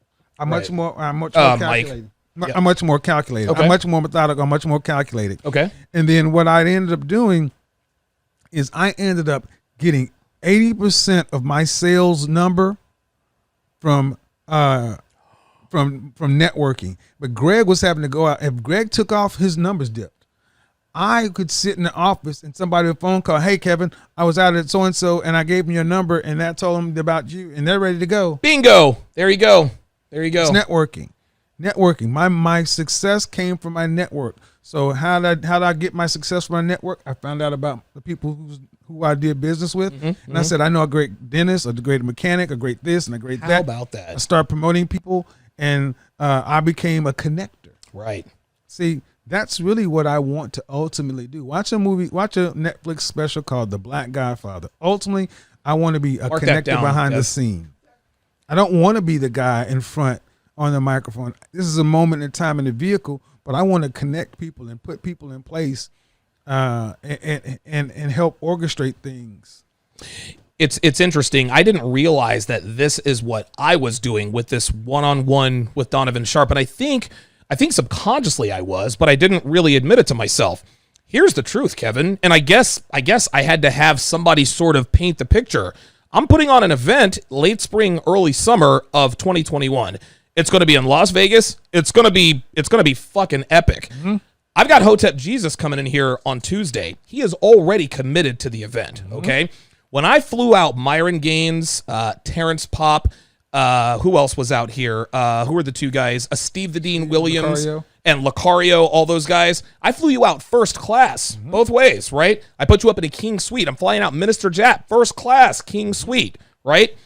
I guess the reason I did that is because you guys are my friends, and I think you guys deserve that kind of treatment. But I guess on the back end, I'm thinking, okay, if I show these guys that I'm willing to put forth the money and the effort, put you guys up in nice digs, do things professionally, you guys will then trust me. Well, hell, if he's this professional, if he's this buttoned up in the small scale operation, what's it going to be like in the spring/summer of 2021? Yeah, sign me up.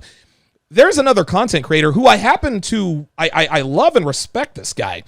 And he puts on different events, but he doesn't pay anybody speaking fees. What he does is and this isn't a bad thing. I understand the strategy on his part, but he says, look, I'll give you XYZ commission on the number of tickets that you sell, right? That's a good strategy to motivate people to sell tickets, but your speaker should not be responsible for the sale of tickets. Your speakers should be focused on their speech. So when I have guys come out to my event, again, I'm going to fly out first class round trip. I'm going to put you up in first class accommodation, and I'm going to give you a speaking fee. That shows me that I respect your time. If you're going to give up 3 to 4 days of your time, I'm going to make sure that you're compensated for it. Right. Not because I want something on the back end, but as a man, it just seems like the right thing to do. Am I wrong?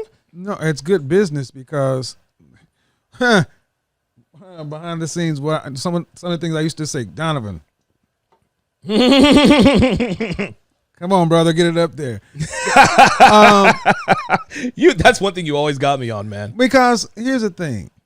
When you do things, when you have a certain standard, you set the bar, you clear out the bullshit, right? Fuck boys and pretenders. That's right. If you're not willing to put your money up, here's the reason you're willing to put your money up. Because you're willing to fucking do the work. Yes, that's right. You're willing to do the work. Okay, if I spend X dollars to get somebody out here for a couple of hours, I'm going to use that. I'm going to use it to my advantage, and it's going to give me return, short-term, long-term, evergreen. And I'm also putting my standards saying dealing with Donovan is dealing with something at a professional level. That's right. It's good fucking business. That's why I tell guys, stop being so goddamn cheap and everything. Right. If you have an abundance mentality, and this is that we start talking about losing money in divorces. Stop being afraid to invest and spend money because it will come back if you're willing to do the work. Right. Doing the work, to me, it's the most important thing. You have to listen, man. Like, I don't know. The kind of money we make, is it white collar? I don't know. But you have to have a blue collar mindset, man. Mark Cuban said this the best, and I'm sure other people have said it, but guys like you and me, entrepreneurs, we're the only people in the world who work 80 hours a week so that we don't have to work 40 hours a week. Yep. And that's what it comes down to. I'm putting in 84 to 96 hours a week. I say this all the time. Devin's got to come and drag my ass out of the studio every day. Hey, get out of there before you freaking have a heart attack and die of stroke or whatever. But that's just kind of the way I'm made. And if I'm going to put my name on something, if I'm going to ask someone else to vouch for me by being in my then dude, you have to make sure that you treat them well. And listen, most content creators will say, hey, man, I got a show. You want to do a show? All right, I'll set up my camera, whatever the case may be. Okay, that's all well and good. But, Kevin, I haven't been turned down by anybody. I had Devin reach out to Hotep Jesus. The dude texted me and said, let's do this thing. I was shocked. But now I understand why I haven't been turned down. I recently reached out to Jason Whitlock. This guy used to be on Fox Sports 1. Maybe he reaches out, maybe he doesn't, but I know this. He'll consider the offer, right? Right. This is what men have to do, especially black men. Black men don't want to pay nothing. Black men don't want to invest anything. They expect, well, I'm black, you're black, you can come. No. I'm not going to pay you any less because we have the same skin tone.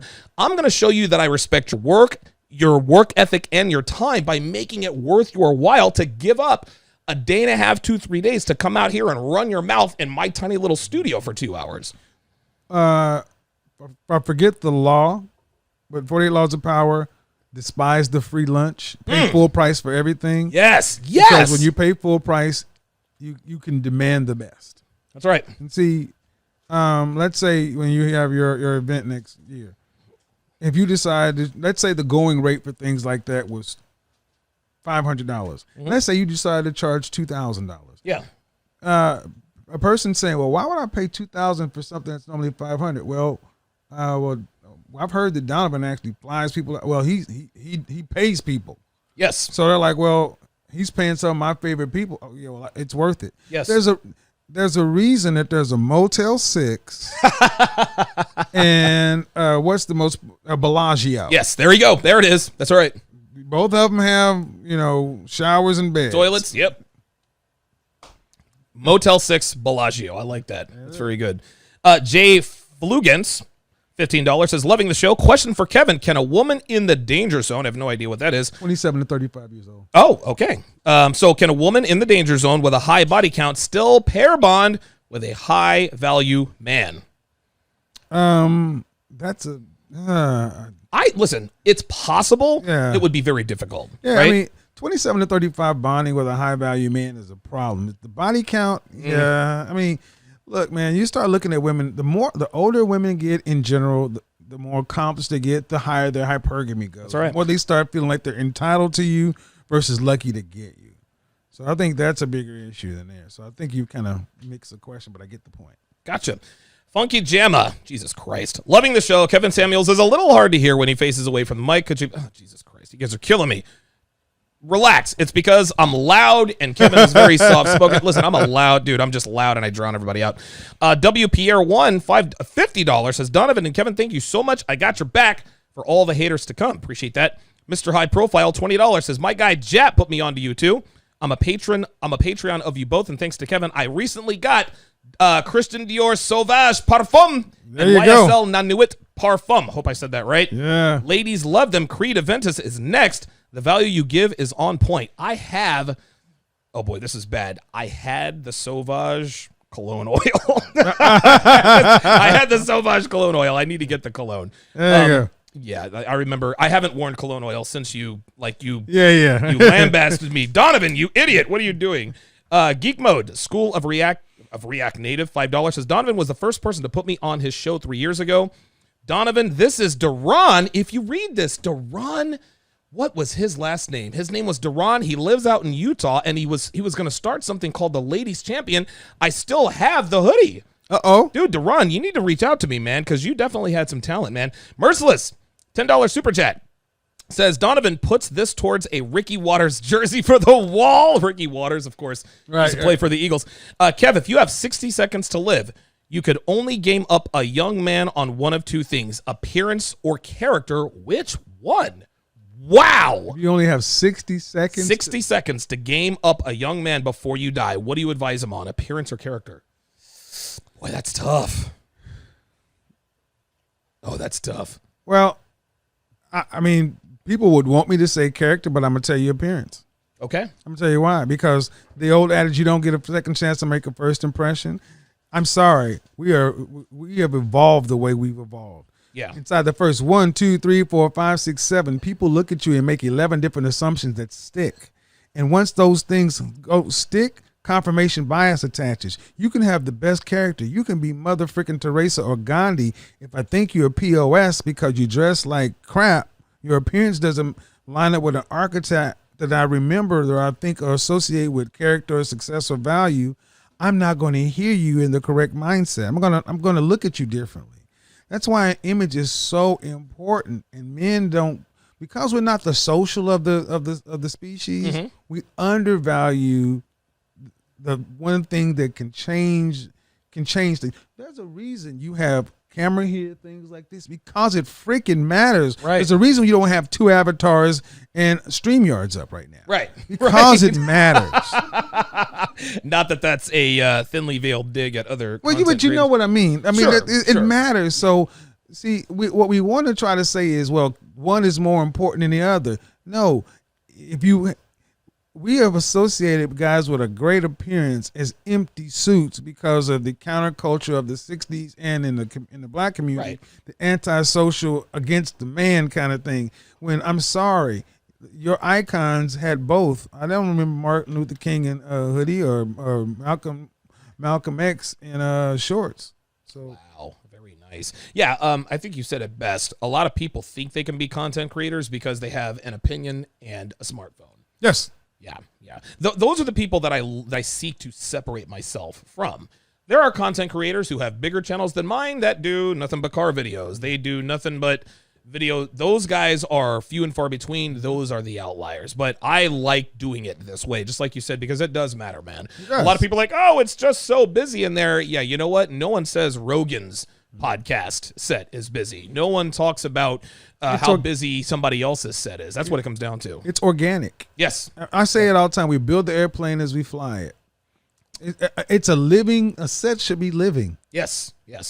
It should be living and it should evolve. And that's going to be the wall of fame. We got Terrence Pop's picture. I was actually supposed to bring that today, but I was in a bit of a rush because I was getting ink. But yes. Kofa Fitness. $20 super chat says, police officer here in LA, and you two have inspired me to start a business. Huh, very good. Good stuff. Right, good stuff, man. Just understand that as an entrepreneur, you go from having one boss to having about 30 of them. So just keep in mind that you work for your audience, right? I think a lot of people don't understand that. Question here says, first, I want to give thanks to Mr. Samuels for his advice on shoes from the TSR archives. It has made a noticeable difference today. Today, I'm getting another pair of Magnanis delivered next week. A local image consultant will begin to review my wardrobe. Wow. There you go, man. McDonnie for the win. Oh, I see. I feel so stupid reading. See, all these people talk about this Dior Sauvage, and I'm like, Dior Sauvage. Listen, I'm ignorant, but listen, I'll just buy this stuff. There you go. Same guy says, now to my question. Mr. Samuels, you have the rare, uncanny ability to invite those that strongly disagree and utilize them in a manner that actually adds value to your platform. Can you share with us the importance of setting the prerequisite for critics to show themselves on camera and how it changes the dynamics of the conversation? Wow, very good question. Okay. Well, anonymity invites boldness. Mm-hmm.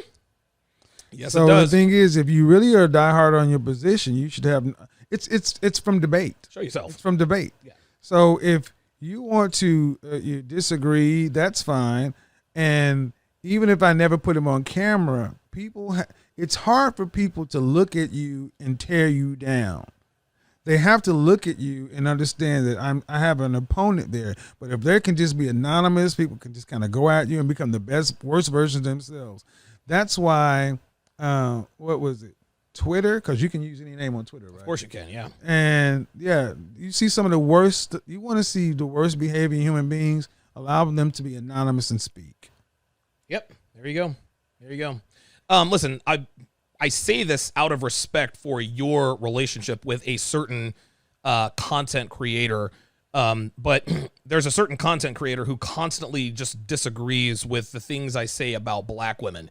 And to that content creator, he knows who he is. The reason I don't debate you is because I've never seen you moving. I've seen pictures of you. I've seen carefully crafted photographs of you. But every time, and I've actually seen you in the flesh. That's the only time I've seen you in the flesh. And oh, by the way, when I saw you in the flesh, I wasn't really that impressed. So I can't respect a man who doesn't show up on camera. I'm not debating you if you don't show yourself, okay? So shut your fucking mouth and quit running it for people to just give you a bunch of clout.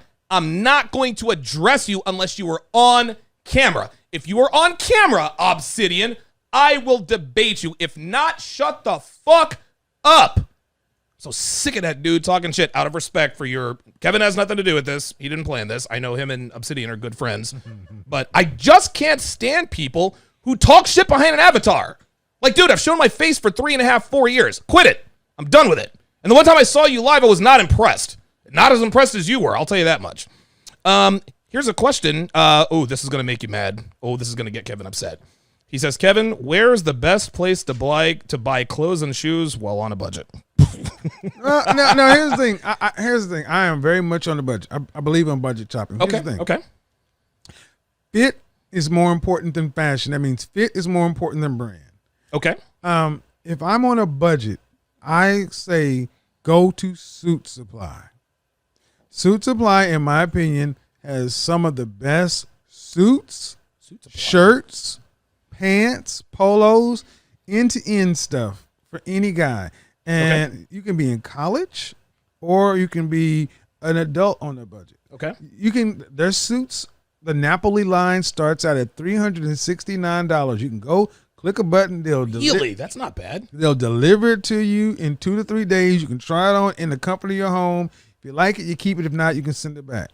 I have tried dozens of subscription services, made to measure services. How are those? Are those any good or no? Oh, okay. The slow shaking of the head. Okay, I'll take that as a no. Because Suit Supply understands how to do value with style.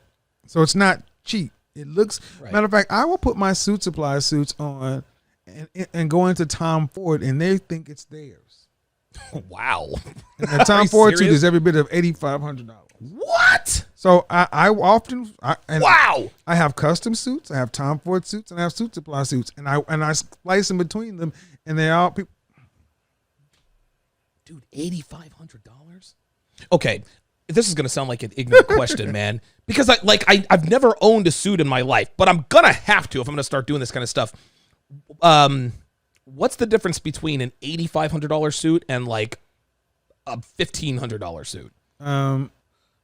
The name. Okay. Name because the materials come from the same 3 or 4 mills. It's the fabric. It's kind of how the fabric is constructed. But at the end of the day, you got to get the fabric from one of 3 mills. Okay. Then it either goes to China or Italy for construction, or if it's a bespoke suit, it's actually done by someone. A what suit? Bespoke. That's just kind of made from no pattern. Oh, okay. But there is a difference, and I kind of relate it to this. I'm a cyclist, so there's a difference between an aluminum bike and a carbon fiber bike. Of course, yeah. But the difference is between a Cervelo R3, which is around $2,500 to $3,000, and the R3 Project California Team Dream, which is $15,000. Wow. Is negligible. I mean, yeah, you get a different tire, you get a different gear set, but I'm not getting a 5 times increase in performance or anything like that. So it really becomes kind of subjective at a certain point. Okay. I'm gonna buy 2 custom suits, and I need you there to make sure I don't pay too much, but I want to make sure it's a good suit. Gotcha. Because at my event, I'm gonna have to look the part. And by the way, here I thought I was the man with my Giant bicycle that I paid $700 for. Well, Giant, Trek, Cervelo, Specialized, they're all in the same vein. But see, like as Do you have a straight bar? Or do you? I do. It's a straight bar. And Yeah. see, that's a mountain bike. Okay. See, mine is a road bike, so I do like 100-mile races, 100-mile rides. Wow. And I was when a you gangster. and when you're riding that long, the difference between carbon and carbon fiber and aluminum, it's the impact on your body. No shit. Because aluminum is heavier, and you can feel the bumps and jolts. But aluminum tends to work better in some mountain bikes too. Okay. It's biking is it's my shit. I love biking. Yeah, man. I mean, there's so many different levels and layers to it. So yeah, That's one reason I'm looking forward to moving back to Reno, because that's when I laid down the most miles, because it never rains. Oh, I love it. Nothing like clipping into your bike, putting on your headphones, just going. You just zone out the world, man. There's no, especially for people who, because I can stress out with the best of them. I used to, when I was going through a time where I was dealing with panic attacks. Just get on the bike and you're good. Zen. Yeah, man. It's something else, man. It's something that you can't describe. I don't know exactly what you're talking about, man. Spencer with the $10 super chat says, I've learned a lot from the show, but why do guys think so many men, I included, have never heard some of the high value attributes that you guys speak on? Thank you. Fantastic show. That's interesting. I think that has a lot to do with the lack of masculine presence in today's culture. Am I wrong? Well, we don't value men like we used to. No, we don't.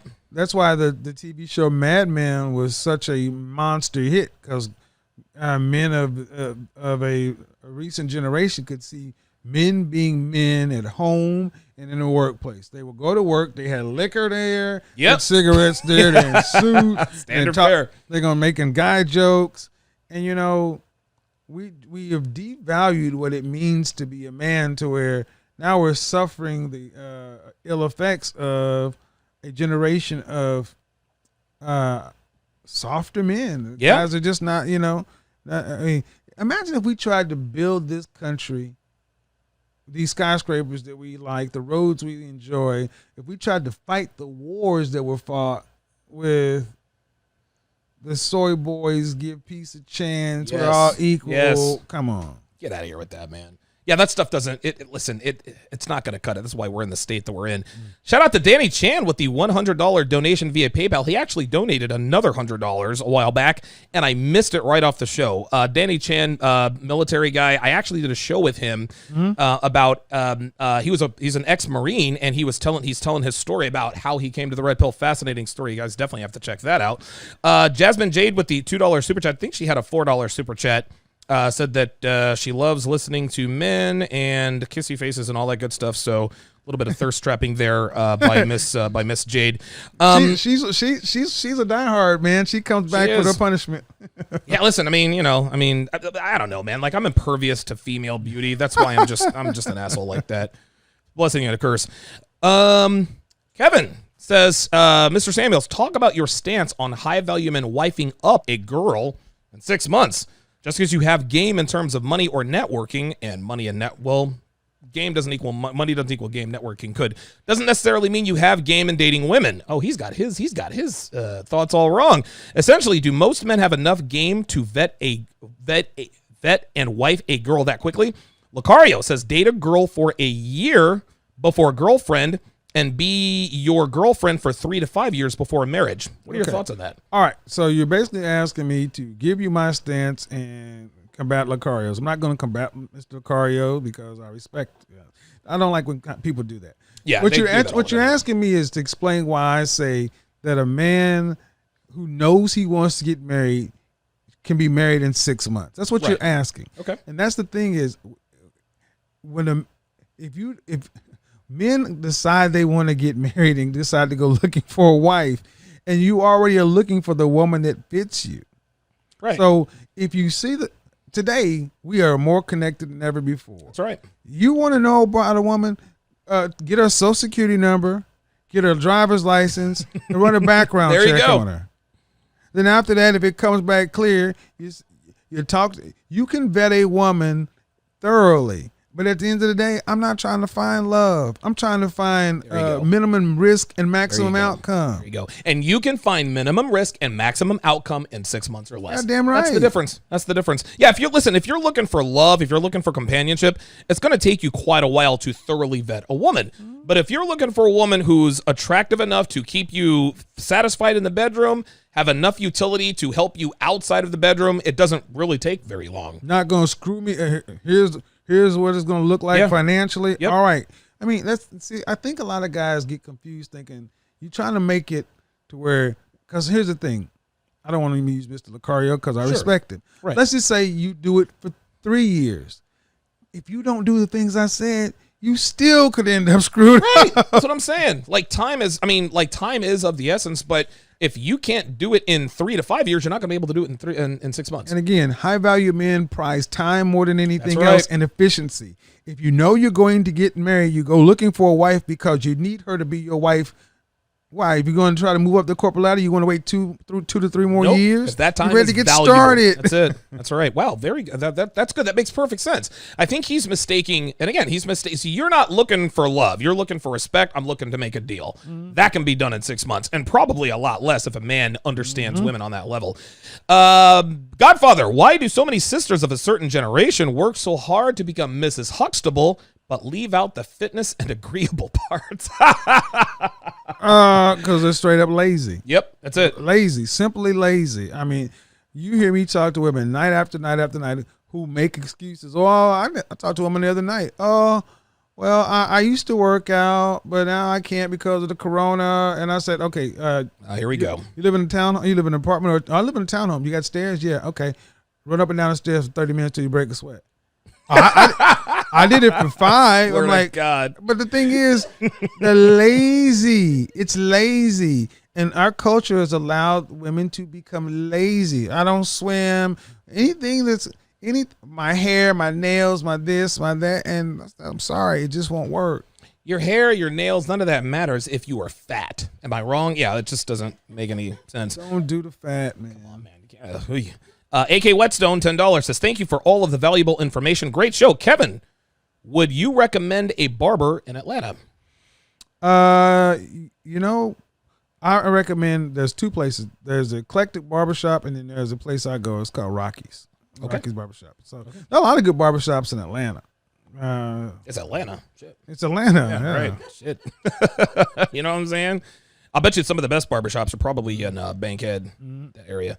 Hi, Kevin. I've been watching the show since before you've had 200 live stream viewers. Congrats on your growth. Of course, much of that growth has been due to material deconstructing the delusions of modern black women, which is both edifying and entertaining. But I view those failings as a symptom and not a cause. Okay. Will you be creating more content addressing the causes of these problems? I'm thinking specifically of what you call prosperity preachers such as Derek Jackson and Matthew Hussey. I think that would be entertaining and a good change of pace. I'll touch on it, but I'm not going to go into it. See, one thing you guys got to stop asking content creators to be is a one-stop shop for everything. Yeah. Guys have asked me to talk about morals and principles and integrity. Yep. Look, I'm Pizza Hut makes pizzas. They don't sell burgers. Right. We'll give you some wings maybe, but they're not the best. I make pizza, and I try to stay in my lane. And here's the thing, where we really go awry is when we try to broaden too much. There's riches in niches, gentlemen. Yes. Oh, wow. Very good. Niche down. That's right. Listen, there is actually a restaurant in this area. They have all kinds of food, Mexican food, Chinese food, and believe it or not, it's actually all pretty good. That is the first restaurant I have eaten at where they specialize in everything. Right. That is the exception to the rule. No, you cannot be a good content creator being everything to everybody. And listen, I understand his question because he wants to know your opinion on something outside the scope of your main idea. But at the end of the day, you have a brand to maintain. You'll step in every once in a while. I'll step out and talk 30 seconds about something political or sports, whatever the case may be. But my lane is interpersonal dynamics between men and women, specifically how to vet, train, and maintain a solid relationship. That's how this is. Well, I mean, we don't ask this Fortune 2000, Fortune 500 companies. They do what they do. That's right. You know? That's right. We don't ask Ford to make tricycles. That's how that works. Truthker says, Kevin, can you please speak on the importance of grooming for men, i.e., haircut, pedicure, and dental? Some brothers think pedicures are for women only. I actually fall into that camp. Pedicures? Yeah. What do you think? Here's the thing. Grooming, yeah, haircut, Yep. absolutely necessary. Okay. Keeping, I think the men should keep all their body hair kind of. You need a uniform. If you have more hair or less, that's what they have this thing called personal lawnmower? Yeah, but see, now as far as your hands, I think you keep your nails clipped and clean. But pedicures, I'm not a pedicure dude. No, me neither. I mean, there you go, Dev. but see, straight from the horse's mouth. But see, but I understand. But I keep my toenails clipped. Yep. And I just don't like the way they feel, man. I've done when I got somebody playing my feet. I'm not a foot guy. And I'm like a little kid. Like I'll start laughing and whatnot. I agree with you. I keep my fingernails. My fingernails on toenails. I keep them decent enough for them not to look nasty. That doesn't mean that they're marginal, but I'm not. I just don't pay much attention to them because I'm a man. My feet are, strangely enough, for somebody who can break bricks with his feet. They are my toenails are clipped, but it's the I don't need them either. I don't have corns and bunions and everything else like that, and I don't wear flip flops. So you'll never see my toes. Okay. I'm not. I'm a flip flop guy. So yeah. And so I will say that. Look, it doesn't make you.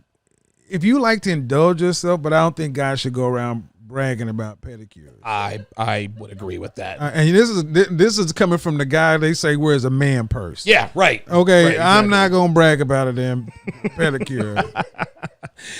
Chuck, $5 says, question: when meeting with potential blue collar clients, is it better to dress down, business casual, to be more relatable to them? That's an interesting question. I've always rejected that. Okay. Let me tell you why I rejected it. Because I respect your blue collar and I want you to respect my white collar. Now, here's the thing. It presupposes that blue collar men would be offended by a white collar guy, and I look at blue collar men are some of. If you look at who's higher value, it tends to be blue collar men. Sure. Because they can go into trades and they can become business owners quicker, and they also understand the high value of hard work and all that other kind of stuff. Plus, once they take off their uniforms or whatever they're doing in their blue collar, they have their own version of dressed up. Okay. So I used to have that often. People would say, you don't want to outdress your clients and this and that. And I always wore my suit out into. Kevin said, I'm stunting. I've sat in there and go into a garage and I'm in my suit. And the guy's like, yeah. Right. But I get the inclination. But see, people want to do business with successful people. That's right. That's right. If you don't look successful, people will not assume that you are. If you're a financial, let's say you wanted to be somebody's financial representative, you wanted to be their personal financial representative, and they drove up in a beat up Honda, you're gonna be like, you're gonna be like, say no, thank you, I'm not gonna invest with you. So, Aaron House, $20 says, Donovan, I'm a custom. Do you pronounce that clothier? Oh, clothier. See that? All right. Taylor, in MLD's group located 1 hour north of Philly. Would love to suit you up. Find me at Rogues and Dregs on IG, and I have the Godfather vet my results. Holy shit, man. Hey, Dev, do a screen cap on that. Yeah, I would love to be able to do that. The benefit of being a content creator. I'm telling you what, man. And listen, I'm not gonna no free lunch, man. Like I will pay the money. Don't worry about that. Coach EO, Mr. Champion Gam, he's with the $10 super chat. Give you the suit because the promotion is the suit. Oh, okay. All right. See, I don't know this. All I know how to do is create content. I don't know anything else, man. Can you imagine how far I would be? Oh my God, who knows? So Coach EO, Mr. Champion Gam, says, been following Kevin since the beginning. Smart man, great show, gentlemen. That guy looks kind of familiar. I think he's been on Steve's show. Yeah, Coach EO. Yeah. Oh, okay. Yeah. Shout out to EO. Okay, good stuff. He looked familiar to me. They used to call him. They used to give him shit saying that's John B. Oh, yeah. He definitely looks like he messes with the sisters. Speaking of which, this is going to be the last question. Says, Kevin, what is your opinion on the swirling community? I know you've had Crystal and Karazin on your show a while back, and that movement is taking off with the, quote, burn the cape mentality spreading more and more. So what is your overall opinion on the swirling community? What are your thoughts on that? Okay, swirl, as I understand it, is black women supporting, dating the best man possible, but really black women dating white men. And what I understand is, I've listened to some of the content, and even though I've heard some really harsh things said about brothers. But here's the thing. I expect to be talking to men who expect to be successful. Right. Men who are driven.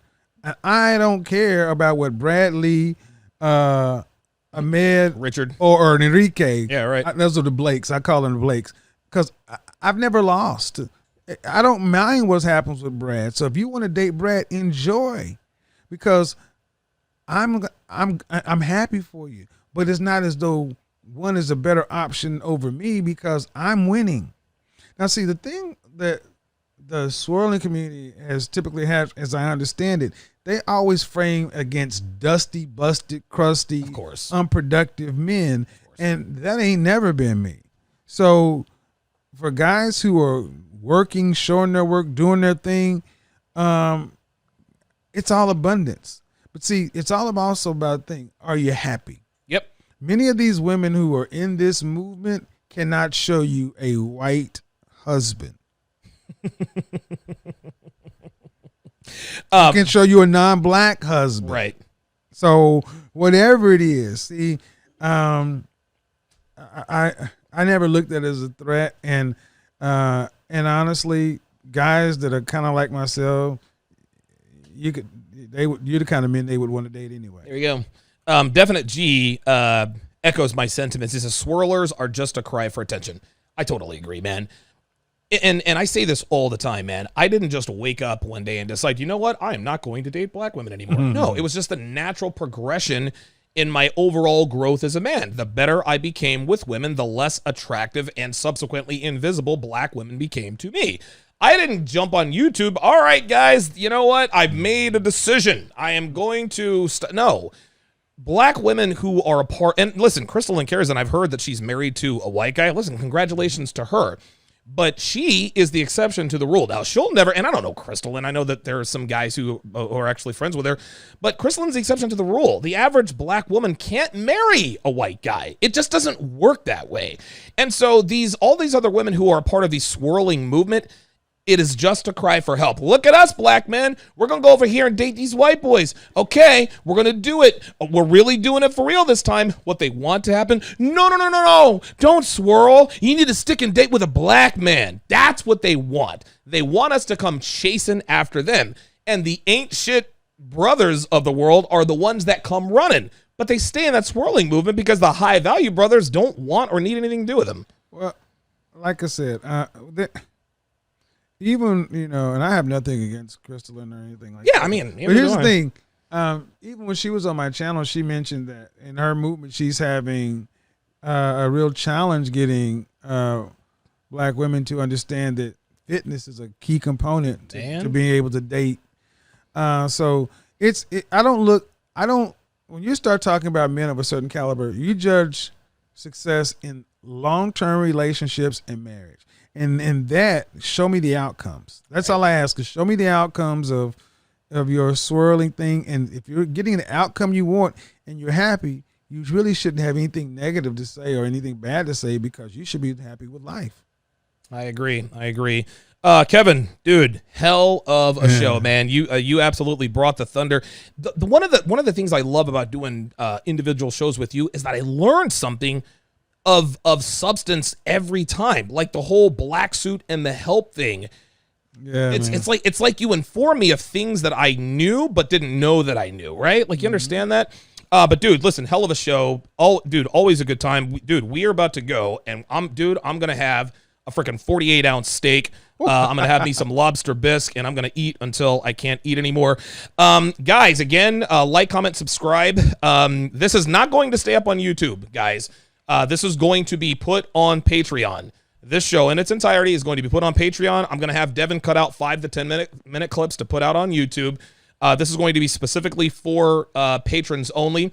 My patrons who are wondering why I haven't done a live show in a while on Sharpstream, it's because of this. We are moving to a bigger studio. Yes, I have upgraded Studio B, so we are moving to another space next week. Yes, not only that, we've got C Boogie as well as Solo TV 84, both in studio on Saturday. Tuesday, we've got Hotep Jesus. Friday, we've got Minister Jap. And then on Sunday, my models, my driver, my cameraman, my makeup girl are all flying in from around the country to shoot Womanese Volume 3 live and on location. So this is why I haven't been doing a lot of my individual content. So I am I'm very, very busy. I'm hard at work. I'm going to take a much needed break and vacation. Dev and I are going to Hawaii here in 3 weeks, but I'm still going to do shows from the road. Right. So still going to be working. Whiskey earned $20 is great show. Glad I could be here for this one, fellas. Kevin, thank you very much for doing the show. You always show out. That's going to do it from here at Studio B. We will see you guys on Saturday afternoon at 3 p.m. Eastern, noon Pacific. Take care.